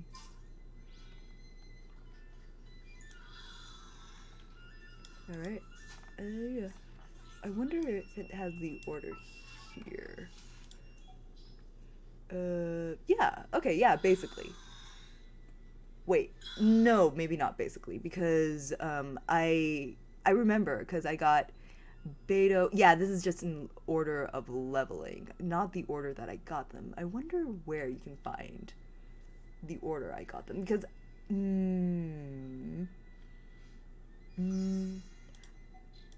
I think you would be able to find that in the archive, right? Alright. Yeah, okay, so it is in the archive. So let's see. I got everybody here first. And then I got Beto on 324. And then I got Chi-Chi. Oh, I got Chi-Chi like a whole month later. I didn't actually know that. Who did I get then? I've had Barbara longer than Beto. It doesn't feel like it, honestly. Xiangling longer than Chi-Chi. Let's see. Who else did I get? Pretty early. I got Sucrose pretty early, yeah. So for a long time, it was just Amber, Kaya, Lisa, Barbara, Xiangling, and Sucrose. And Beto, of course. And then I got Chi-Chi a little bit later. And I got Kaching pretty early, too. Oh, on the same day as... Oh, yeah! They were, like, within 2 rolls of each other, too. That was really interesting. Yeah, and I almost never used Kaching, and I always use Chi-Chi, which makes me laugh because I know a lot of people think Chi-Chi sucks because she always spooks the rules, but I use her for literally fucking everything. When did I get Fischl? Oh, I got Fischl pretty early, too. Yeah. Man, I just kind of assumed that Chi-Chi was one of my earliest, didn't I? Okay, Yanfei, Thomas, yeah. Alright.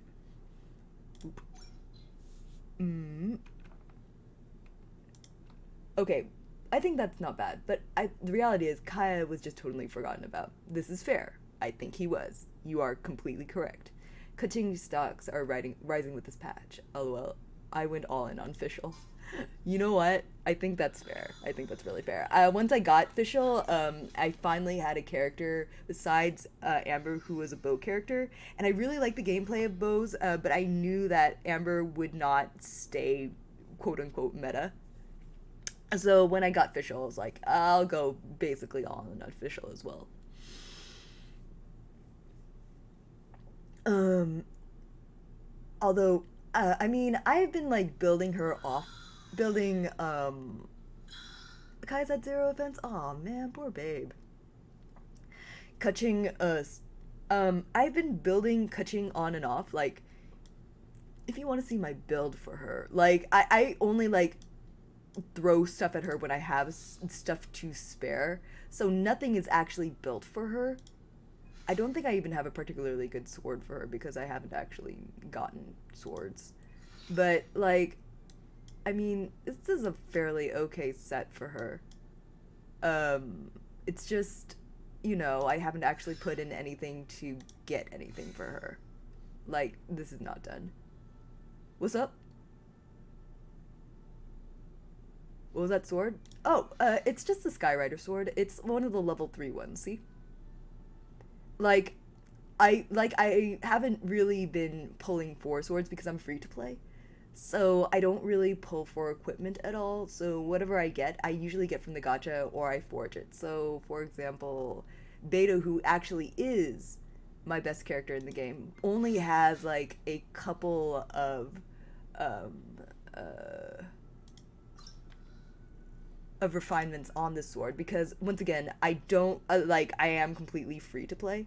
So I only just use whatever the gacha gives me generally, and I play generally really slow, but that's because I don't really care about the meta. Oh, really? It just looks cool as shit. Yeah, it does look kind of cool, doesn't it? Let me go back to Kaching. Kaching, where are you? Yeah, it is pretty cool. Didn't that look awesome? Yeah. I like Kaching. Like, Kaching is another character where I like the idea of her, but the reality is the story isn't made to put her in a place where she can make strong decisions. So it's just kind of, okay, you told me about this character, but she doesn't actually do anything. I feel like a lot of characters in Genshin are like that. Even like the named characters who actually do things in the plot. I feel like they're just very much like that. I think her story was rad though. Did she have like an event? I do like that she is just a god doubter in a world where there is just actual physical evidence of God existing. I do like that. There are so many characters. Yeah, it's a gacha game. It has to be. I think one thing that Grand Blue Fantasy started doing was just have multiples of the same character, but those characters were just continuations of the same story, which is like on the one hand a little bit unfair, but there is a guaranteed pull for that character that you want at a certain, like there is a guaranteed pity in that game, just absolutely 100% guaranteed pity. So as long as you saved up and you had one specific character that you really like, you would always get that character. I really like Grand Blue. Not in the main storyline. There are guns, she's all like, fuck them. Yeah. I used to play Brave Frontier. Yeah. It's a very similar game. Alright. Let's go, into Lisa, who might be the last one for tonight. Again, I don't play her much, so I don't have a lot unlocked for her. Alright, let's see what One-san got. I usually have, like, a weakness for One-san characters. So, I mean, she's got 1 point there. It's just, if it's only One-san vibes and nothing after that, I, I have to be fair. Where what story is a valid statement. Yeah. Like I said, I will forgive anything a lot if I like one element of it really, like, quite a lot. In a Genshin Impact, there is nothing like that so far. So I am looking for it currently in the character descriptions, which is sad. All right. Okay. Yep. Mm-hmm. Mm-hmm. Oh wait, hold on. I haven't All right. Name. Lisa. History. Thoughts.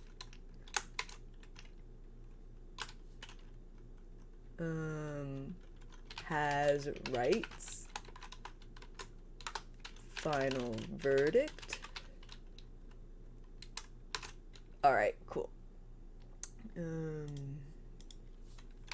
Yes, no. Oh, wow, Brave Frontier ended? Wow, I didn't realize it. That's Lisa. Sag. Oh no. Um,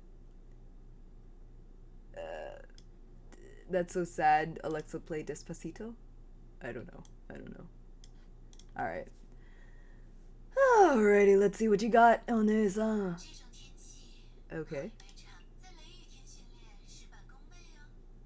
Hmm. Okay. So there seems to be this odd dichotomy in Mondstadt where everybody is either really, really fucking hardworking, or where people are either just really, really fucking hardworking, or just as lazy as shit, or and then secretly hardworking. I don't know if I understand that culturally, but I kind of like that the dichotomy exists in the first place. Wow, the whole studio closed? Ayo, that's kind of funny in a sad way. I'm so sorry that happened. No, I don't want to ban Pixels and Dragons. I just want to close this. Thank you. The current meta actually has a spot for her. Yeah. Yeah, like, I only mainly don't use her because when I got her, um, I immediately pulled Beto, who is a god and basically carries my team. And then I got Fischl right afterwards. And then I got Kaching right afterwards. So I had a lot of spaces for really good electro characters, so Lisa just kind of got put on the wayside. Mm. Yep. Sleep. Just a very sleepy person. What about Lisa? Sleep.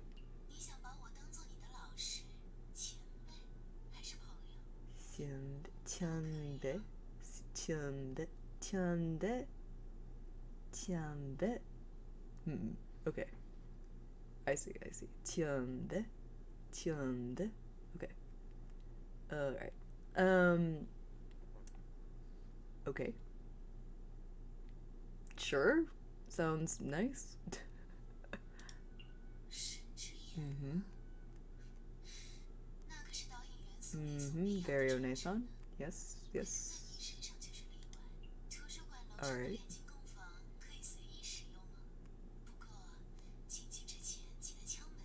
I'm just gonna assume that they do human experimentation up there and we're gonna move on because I know that that's gonna be much more interesting than what they actually do up there. Actually, you know what? It's the opposite. If they were actually doing human experimentation up there, that actually would not be very interesting. Now, if they were just playing Pictionary up there, that would be awesome.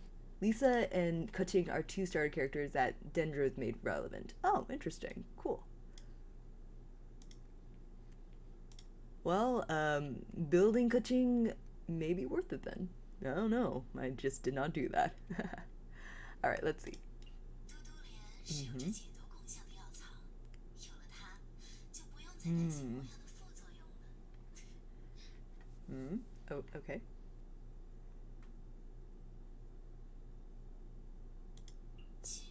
Hmm.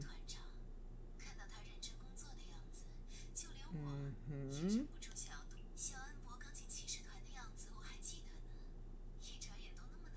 Okay.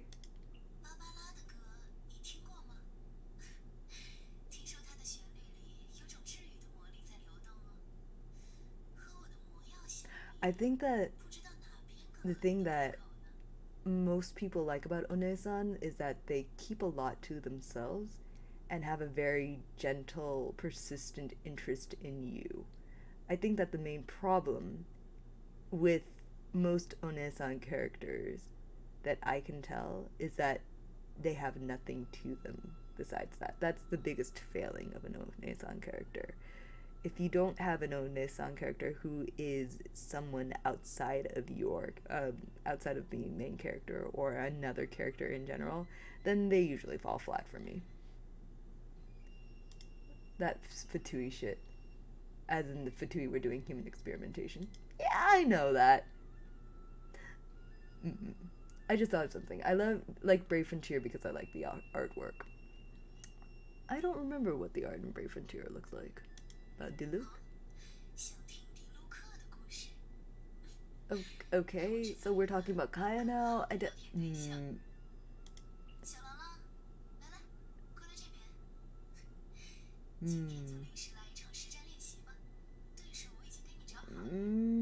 I'm getting absolutely nothing off of her.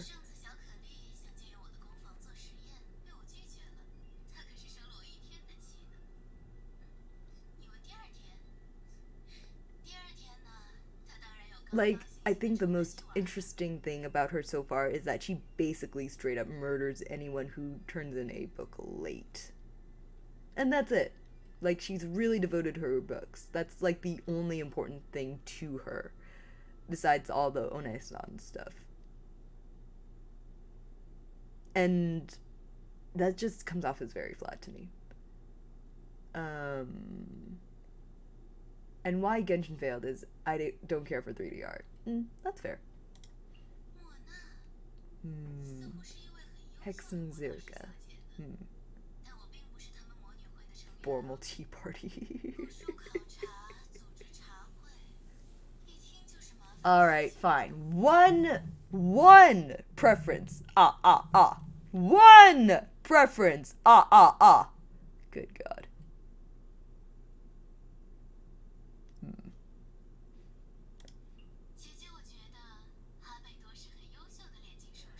Again, we hear so much about Albedo. So many characters talk about Albedo. I don't know if I've missed some sort of event.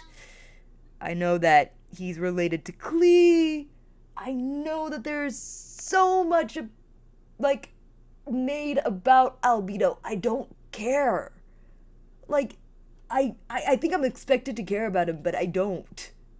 I just don't. Thought you were a bat. No, I'm a bear.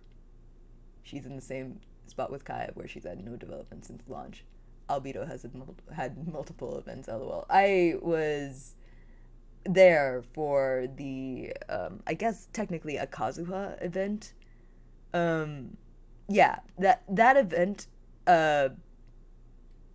left me feeling like, okay, I went in only really having, like, any context that I liked, like, Xingqiu out of everybody there, personality-wise. I felt like Xingqiu was the only one there with, like, an actual proper personality, and I left thinking Xingqiu was the only one among them that had a proper personality. I'm sorry, I am mean. I know that Ayaka probably has likers, and I'm sorry to those people who are Ayaka likers. I want to like Ayaka, I do. I don't. The summary of Albedo events, he seems good. There's a dark eldritch power behind him. Alright. Maybe if I get Albedo, I'll get the lowdown on that. Ayaka is as dry as fuck. Yeah. Official, yeah. Okay, that's very precious official. I go back and forth on official. I just generally do not like Chunubyo characters. And I don't like the way they've presented Fischl. But, like, there are some precious errata about Fischl that make me want to like her a lot. Noelle.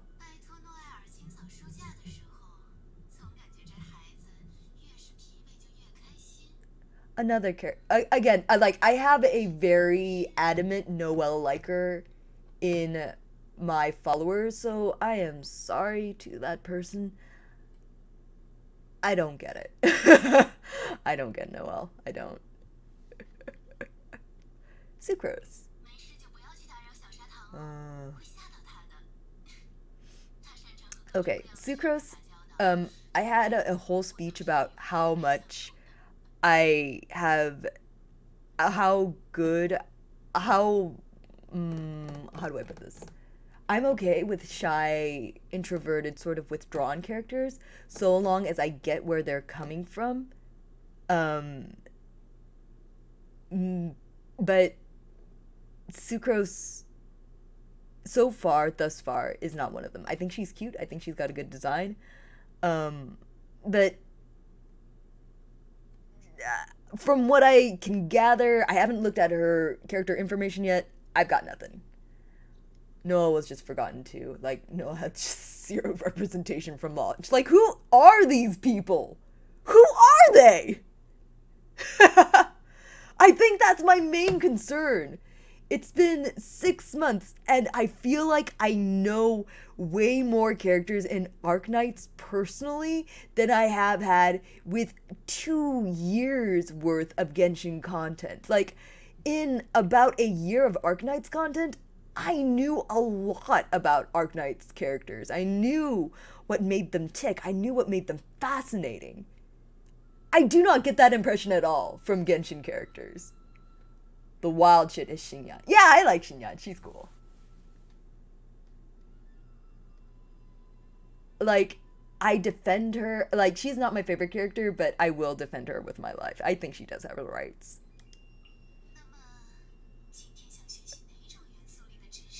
You, at this point, I am just thirsty for anything. I just want to know if you are a person or not. Who had zero presence of a character when they launched her. And now she... Yeah, but then they actually... Yeah, okay. So they have the ability to do that. They just choose not to.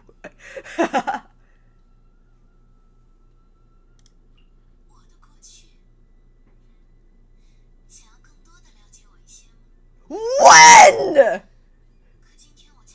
When exactly? What it says is that you want to know me a little better. That's a story for another day, but I'm touched that you asked. But when? This was written 2 years ago. When? Motherfucker. Stupid. I don't care. This is not actually about Lisa. This is literally about other characters. God, I hate this. Stupid. Why would they do that?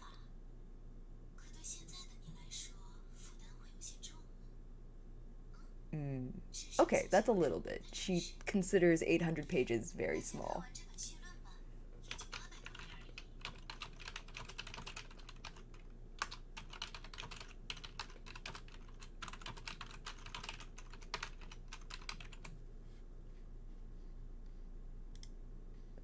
Damn. Bear rates are OP. Newsflash. It's trash. Yeah. Lisa's hobbies.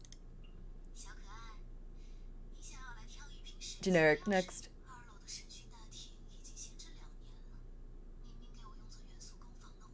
Such a spoil sport.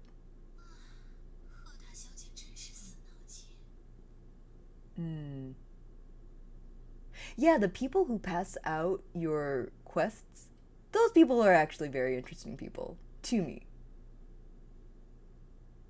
Why do I like the NPCs more than the actual drawable characters in this story? I hate this. Stupid.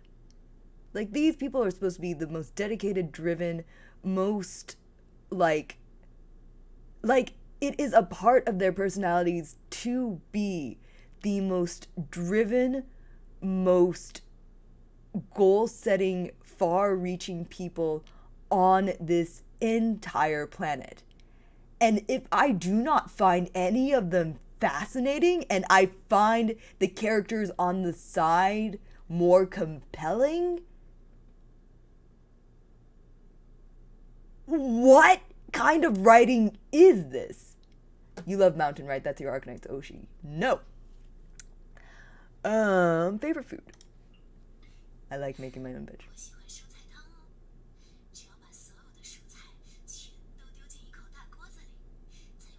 This tells me nothing. Okay. This also tells me nothing, but it is kind of funny. Receiving a gift. Sweetest. Okay. Okay. Okay. Nothing. Okay.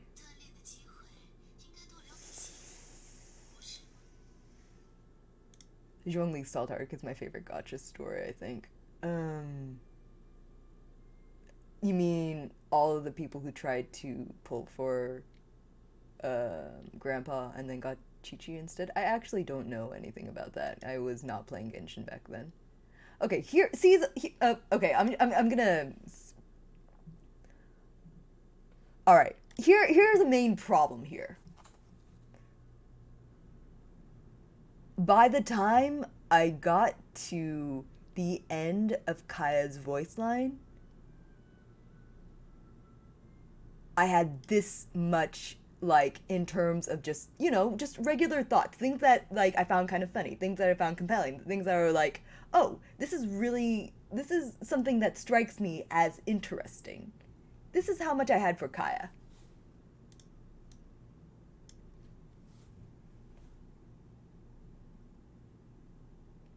I don't think I'm hard to please. Just something. It's a literal story. Salt Arc? That's Claudia. I'm now more satisfied. Interesting. Last Claudia. Honestly, just give me one good character. One good character. It's like that one song by Mitsuki. I don't need something, something. I just need one kiss. I don't need anything big. I just need something. Genshin does not have that thing. You hard to please? Nah, bare simple. Give effort. One effort. Make a compelling character. Please. Preferably a girl. Like, if it's in you. But if it's not, a dude is fine. But if you can't even do that for a dude, then what kind of trash am I looking at, you know? I think Bear would vomit if kissed. This is correct. Alright, let's look at Lisa's story. Oh, I actually have a lot for Lisa. I didn't realize that. Let's see. The librarian of the Knights of Favonius, in the chart, highly educated, most talented sorceress to study at the Sumeru Academia in the last 2 centuries. Event studying in Subaru, but her decision is not. So basically, she studied abroad.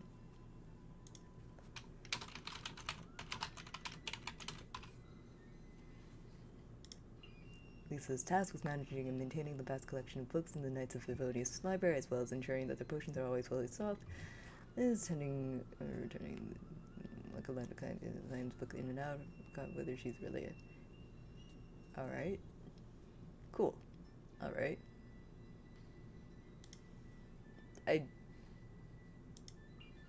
Cyrus of the Sumeru Academia, their best student to introduce all the needs he said about studies.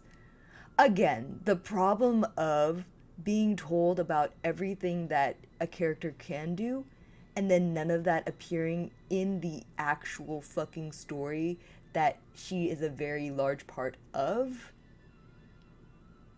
where she can, like, make decisions based on this, and just, it doesn't happen in, like, any meaningful or significant way, like... Zhong is a very good character. You literally just said that you don't know his best arc. You mad woman. Yeah, and now that I know he's done... Now that I know that you are raving about this character, and I am not neutral about Zhongli, even though the only thing I know about him is what he's done in the main story. And I still think that he is much more has much more to him at first brush than any of these characters I've read about so far, says a lot about him, I think. I just have not read about it yet because I do not fucking care. But I am trying to shake myself free of this apathy. I think his individual arc grounds it. Yeah. Bear mad. Bear is just constantly frustrated when people do a bad job of things when they have the complete capacity of doing it well. He was just a peak.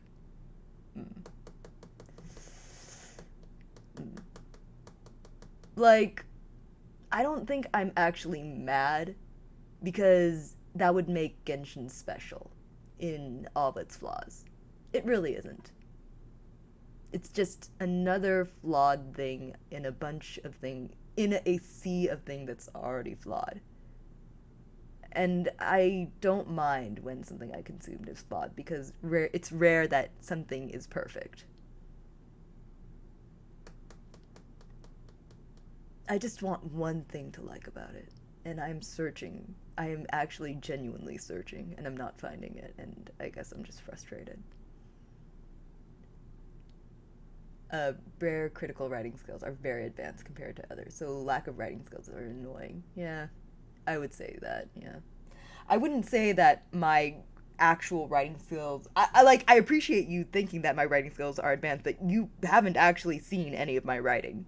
I think the only person that is in this current social circle of mine who has actually seen any examples of my writing is Gale, actually.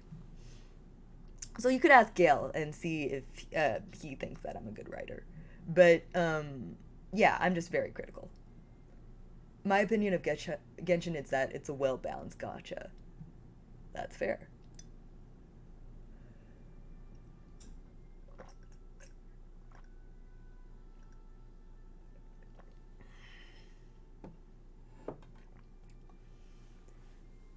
Bear's understanding writing skills. Okay, yeah, that's more fair. With the Zhong arc being kind of standout in storytelling. It's 1 a.m. Sorry. No, don't worry about it. I honestly didn't expect to go for this long, and I'm honestly probably going to stop right after Lisa because I do need to. It's not that I need to go to sleep. I want to go to sleep. I don't want to do this anymore. This is so, like, I am motivated to keep doing this every once in a while just to see if there's anything in this game that I like. But the sheer weight of what I am trying to do seems so hopeless right now and that Zhongli is the only bright ray of hope here that I have. I don't know. I'm just I really hope that it's obvious that I want to like Genshin so bad. Like, if I have to be stuck with Genshin, I genuinely, sincerely want just one thing that I can just put my whole, like, I can put all of my bets on and go, okay, this is what I can do. This is what I can deal with. Which is why, where Arcanite is just a fun gacha. Yeah. It's with a very hot thorns. Go sleep. Yeah, I got popped in the eye and, oh, fuck. Bruh. I mean, congratulations if you won, and less congratulations if you lost. I mean, and more congratulations that you survived, but holy shit, bruh. I understand that with Genshin. Oh, what was I about to say, though? Which is why I am... Guys! If you've only been here for every now and then when I've talked about Genshin, let me reiterate. I am waiting for Baizhu. I am waiting for Baizhu because that was the only moment in Genshin when I was like, holy shit, when does this character come out as an actual drawable character? And that was that moment. That was the moment when I was like, okay, this is a character that... Oh, by the way, Spirit of Jazz. Oh, thank you for the follow. I really appreciate it. Yeah, Snake Boy. I've seen some really cool theories about him online, and any one of them could be true, and I would be so happy about it because unlike a lot of the other characters in the game, it is really clear that Baizhu is not a nice person. in a different way from the way Kaya is just not a nice person. You can just see it in the way his relationship with Chi Chi sort of unravels itself, and I find that so genuinely interesting. It's just that he's not a character we can get yet. I followed for Snake. Yeah! Snake. As Spirit. Snake. Yeah, I find Baiju just genuinely fucking interesting. I honestly don't care if any of those theories are true. I do not care if none of those theories are true because he's such a weird and fucky character that I think that no matter what they do with them, he's gonna make some interesting choices. And that is what I am waiting for. And if they do not let him make a fucking interesting... I think he's already made interesting choices, to be fair. Just as a person, I like his personality. The way he carries himself is a choice, of course. So I think he's already a very interesting person. It's just that we can't play him yet. I'm saving for Baiju. You know. Alright, let's look at his character story 3. Morning or you can swell disaster for okay. These are all things we already know about her. Okay. That's good for them. Okay.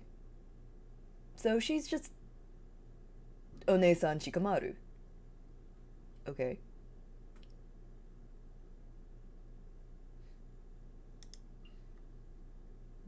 Five fulfillments, eighth company, field officer nymph, high ranking position. Alright. Requisite ability. Okay. Alright. Alright. She is just Shikamaru One-san. I like Shikamaru. Sorry, I mean, she's a very beautiful woman, but I am Ace, and that does nothing for me. I just like Shikamaru better as a character. I think Genshin is weird. Like, Raiden's unlikable and basically a weird nationalist, but the story ends with lol, it doesn't matter. Right? Yeah. I believe Bear would make a good researcher type YouTuber, but the effort is quite high on those channels. This is true.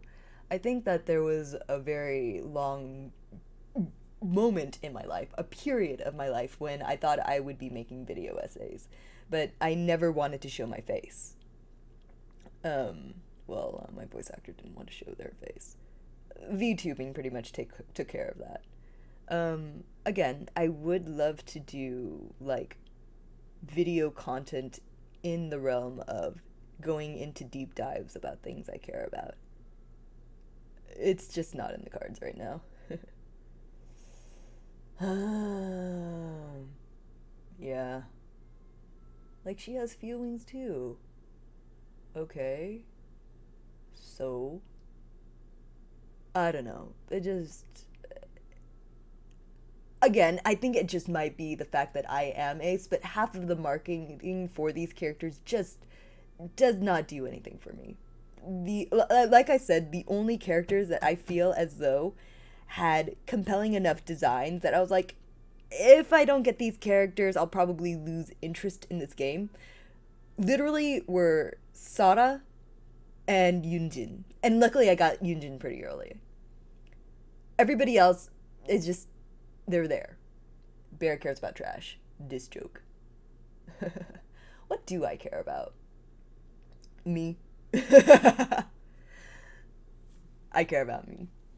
Literally nothing else. I care about me. I care about the things I like. I don't like Genshin, but I do enjoy continuing to live and being able to make money, and one of the things that I like is being able to know what I am doing when it comes to drawing things. So this is why I play Genshin. Not because I care about Genshin, but I care about everything else around it. D&D character Senno. Yeah, I care about Senno a lot. That's my kid. So what do you like outside of Genshin? Well, I don't like Genshin, so that's one thing. What do I like outside of Genshin? I like roguelites. I've been recently enjoying Vampire Survivors. I've been wanting to play Cult of the Lamb for a while. I really like playing Risk of Rain too. Pixel can tell you about that. um,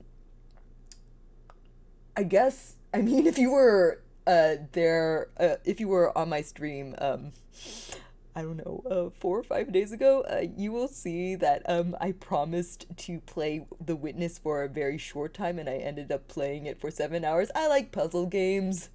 I like puzzles a lot. I like Eagle. Yeah, Eagle is one of my favorite people.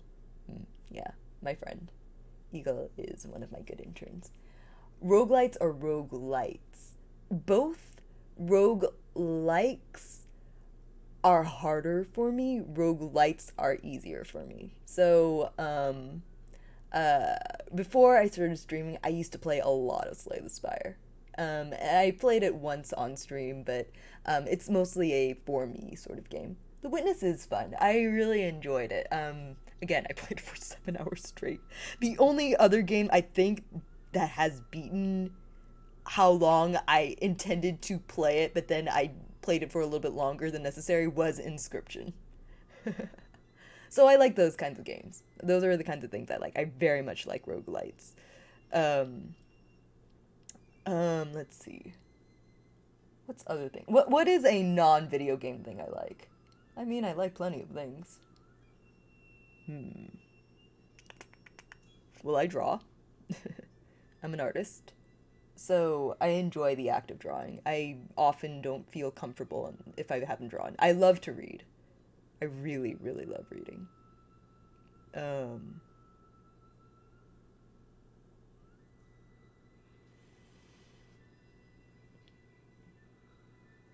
Flowers.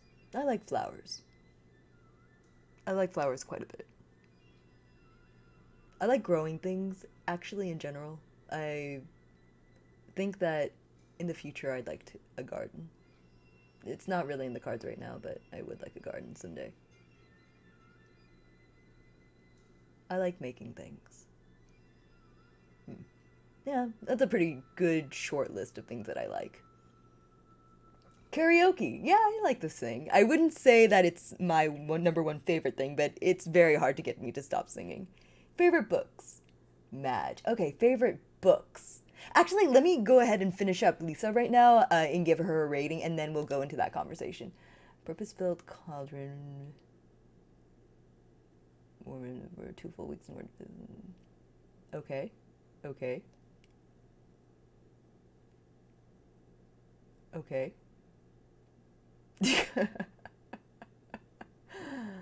I think I need character story 5.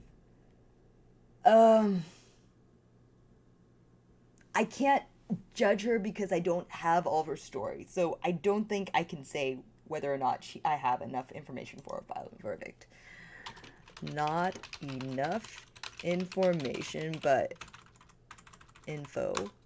But if what is here is representative, I don't think I am going to find any revelations. Okay. All right, and that is gonna be that for Lisa. Again, just a huge nothing burger. Don't give her any benefit. I'll give her plenty of benefits. It's the writers I hate. All right, and let's go over to the Zatsudan screen. I don't plan to be on for much longer, so I won't pull up any music. But if favorite books is the question, that's a good question. I think the last time somebody asked me this question, I did reply Italo Calvino's Invisible Cities, which is a really beautifully written prose novel about the relationships between spaces and people. That's what it's about, but what it is a book of beautifully written prose that I really enjoy. Let's see. I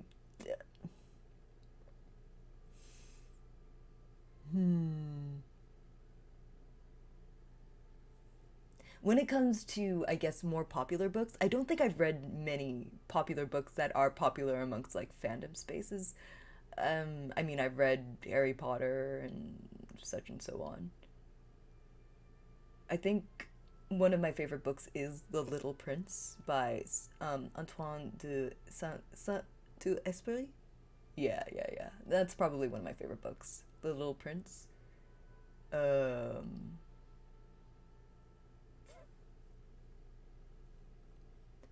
what books? I mean, I'm currently reading a book on string theory and particle physics at the moment, which is pretty good, but I wouldn't say it's my favorite. I am reading it just to, become educated.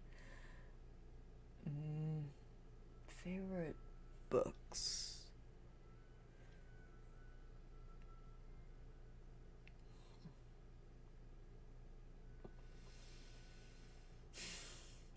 This one's hard. I think I used to, in some of my lives, answer this question with The Count of Monte Cristo, which I think is very densely written, but it's a book worth reading, I think. It's got a lot of moving parts to it that I feel are very good. That does sound a little nerdy. I'm a different kind of nerd, I think. I also hate literature nerds, so I hate a lot of people. Let's see. What is a book that is fairly popular amongst the populace that I actually like? I'm very fond. Oh well, I'm glad that you think I'm easy to empathize with. I think that I'm weird. So if you relate with me in any way, then I guess that's good for you. And I really hope that you find something to hang out here for. And if you don't and you leave, that's also good. I want you to feel comfortable. I don't think anyone who hates literature likes any books. This is true. I like literature. I don't like people who read literature. um, there is a series of books that starts with a book. Oh, the books themselves are by a woman named Catherine M. Valente, called the girl who's sailed around the world in a ship of her own making. Those are very good. I really enjoy those. There's Her Majesty's Dragon series by Naomi Novik, if I'm not mistaken. Those are extremely good.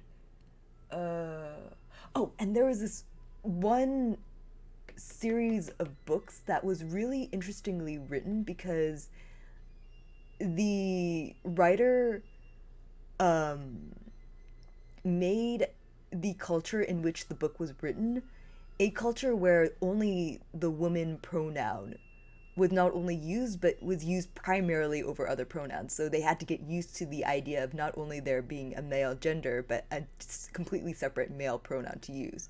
And it made the tone of the book so fucking interesting for everyone to be called she, her until the main character realized that male pronouns exist. That was really cool. What was that called again? Let me see. Let's see. It was like the ship uh ship story, she, her pronouns only. Science fiction.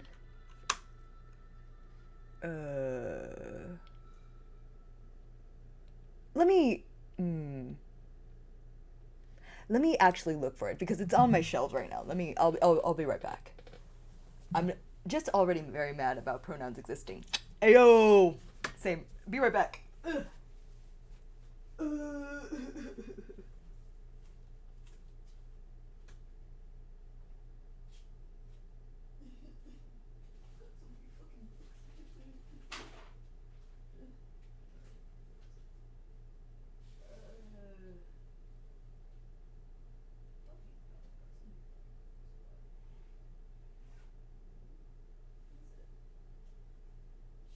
it's over here.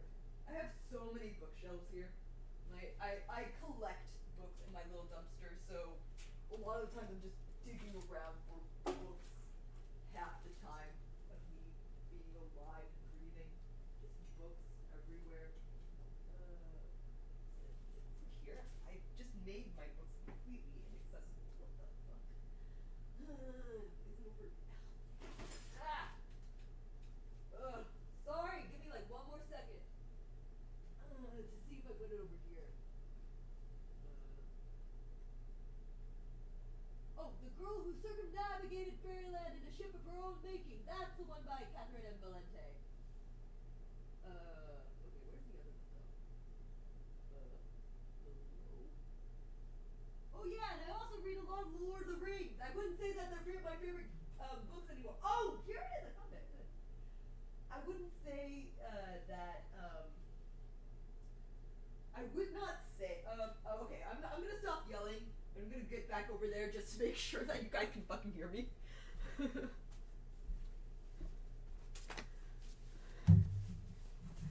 Alright. Although stop yelling about how cool you are because you've read so much shit. I wouldn't say cool, I would say that I read a lot. Anyway, the book that I mentioned earlier was The Girl Who Circumnavigated Fairyland in a Ship of Her Own Making. That's the one by Catherine M. Valente. It's really well written. It's for all ages. I would suggest everyone to give it a look. It's really cool. Let's see.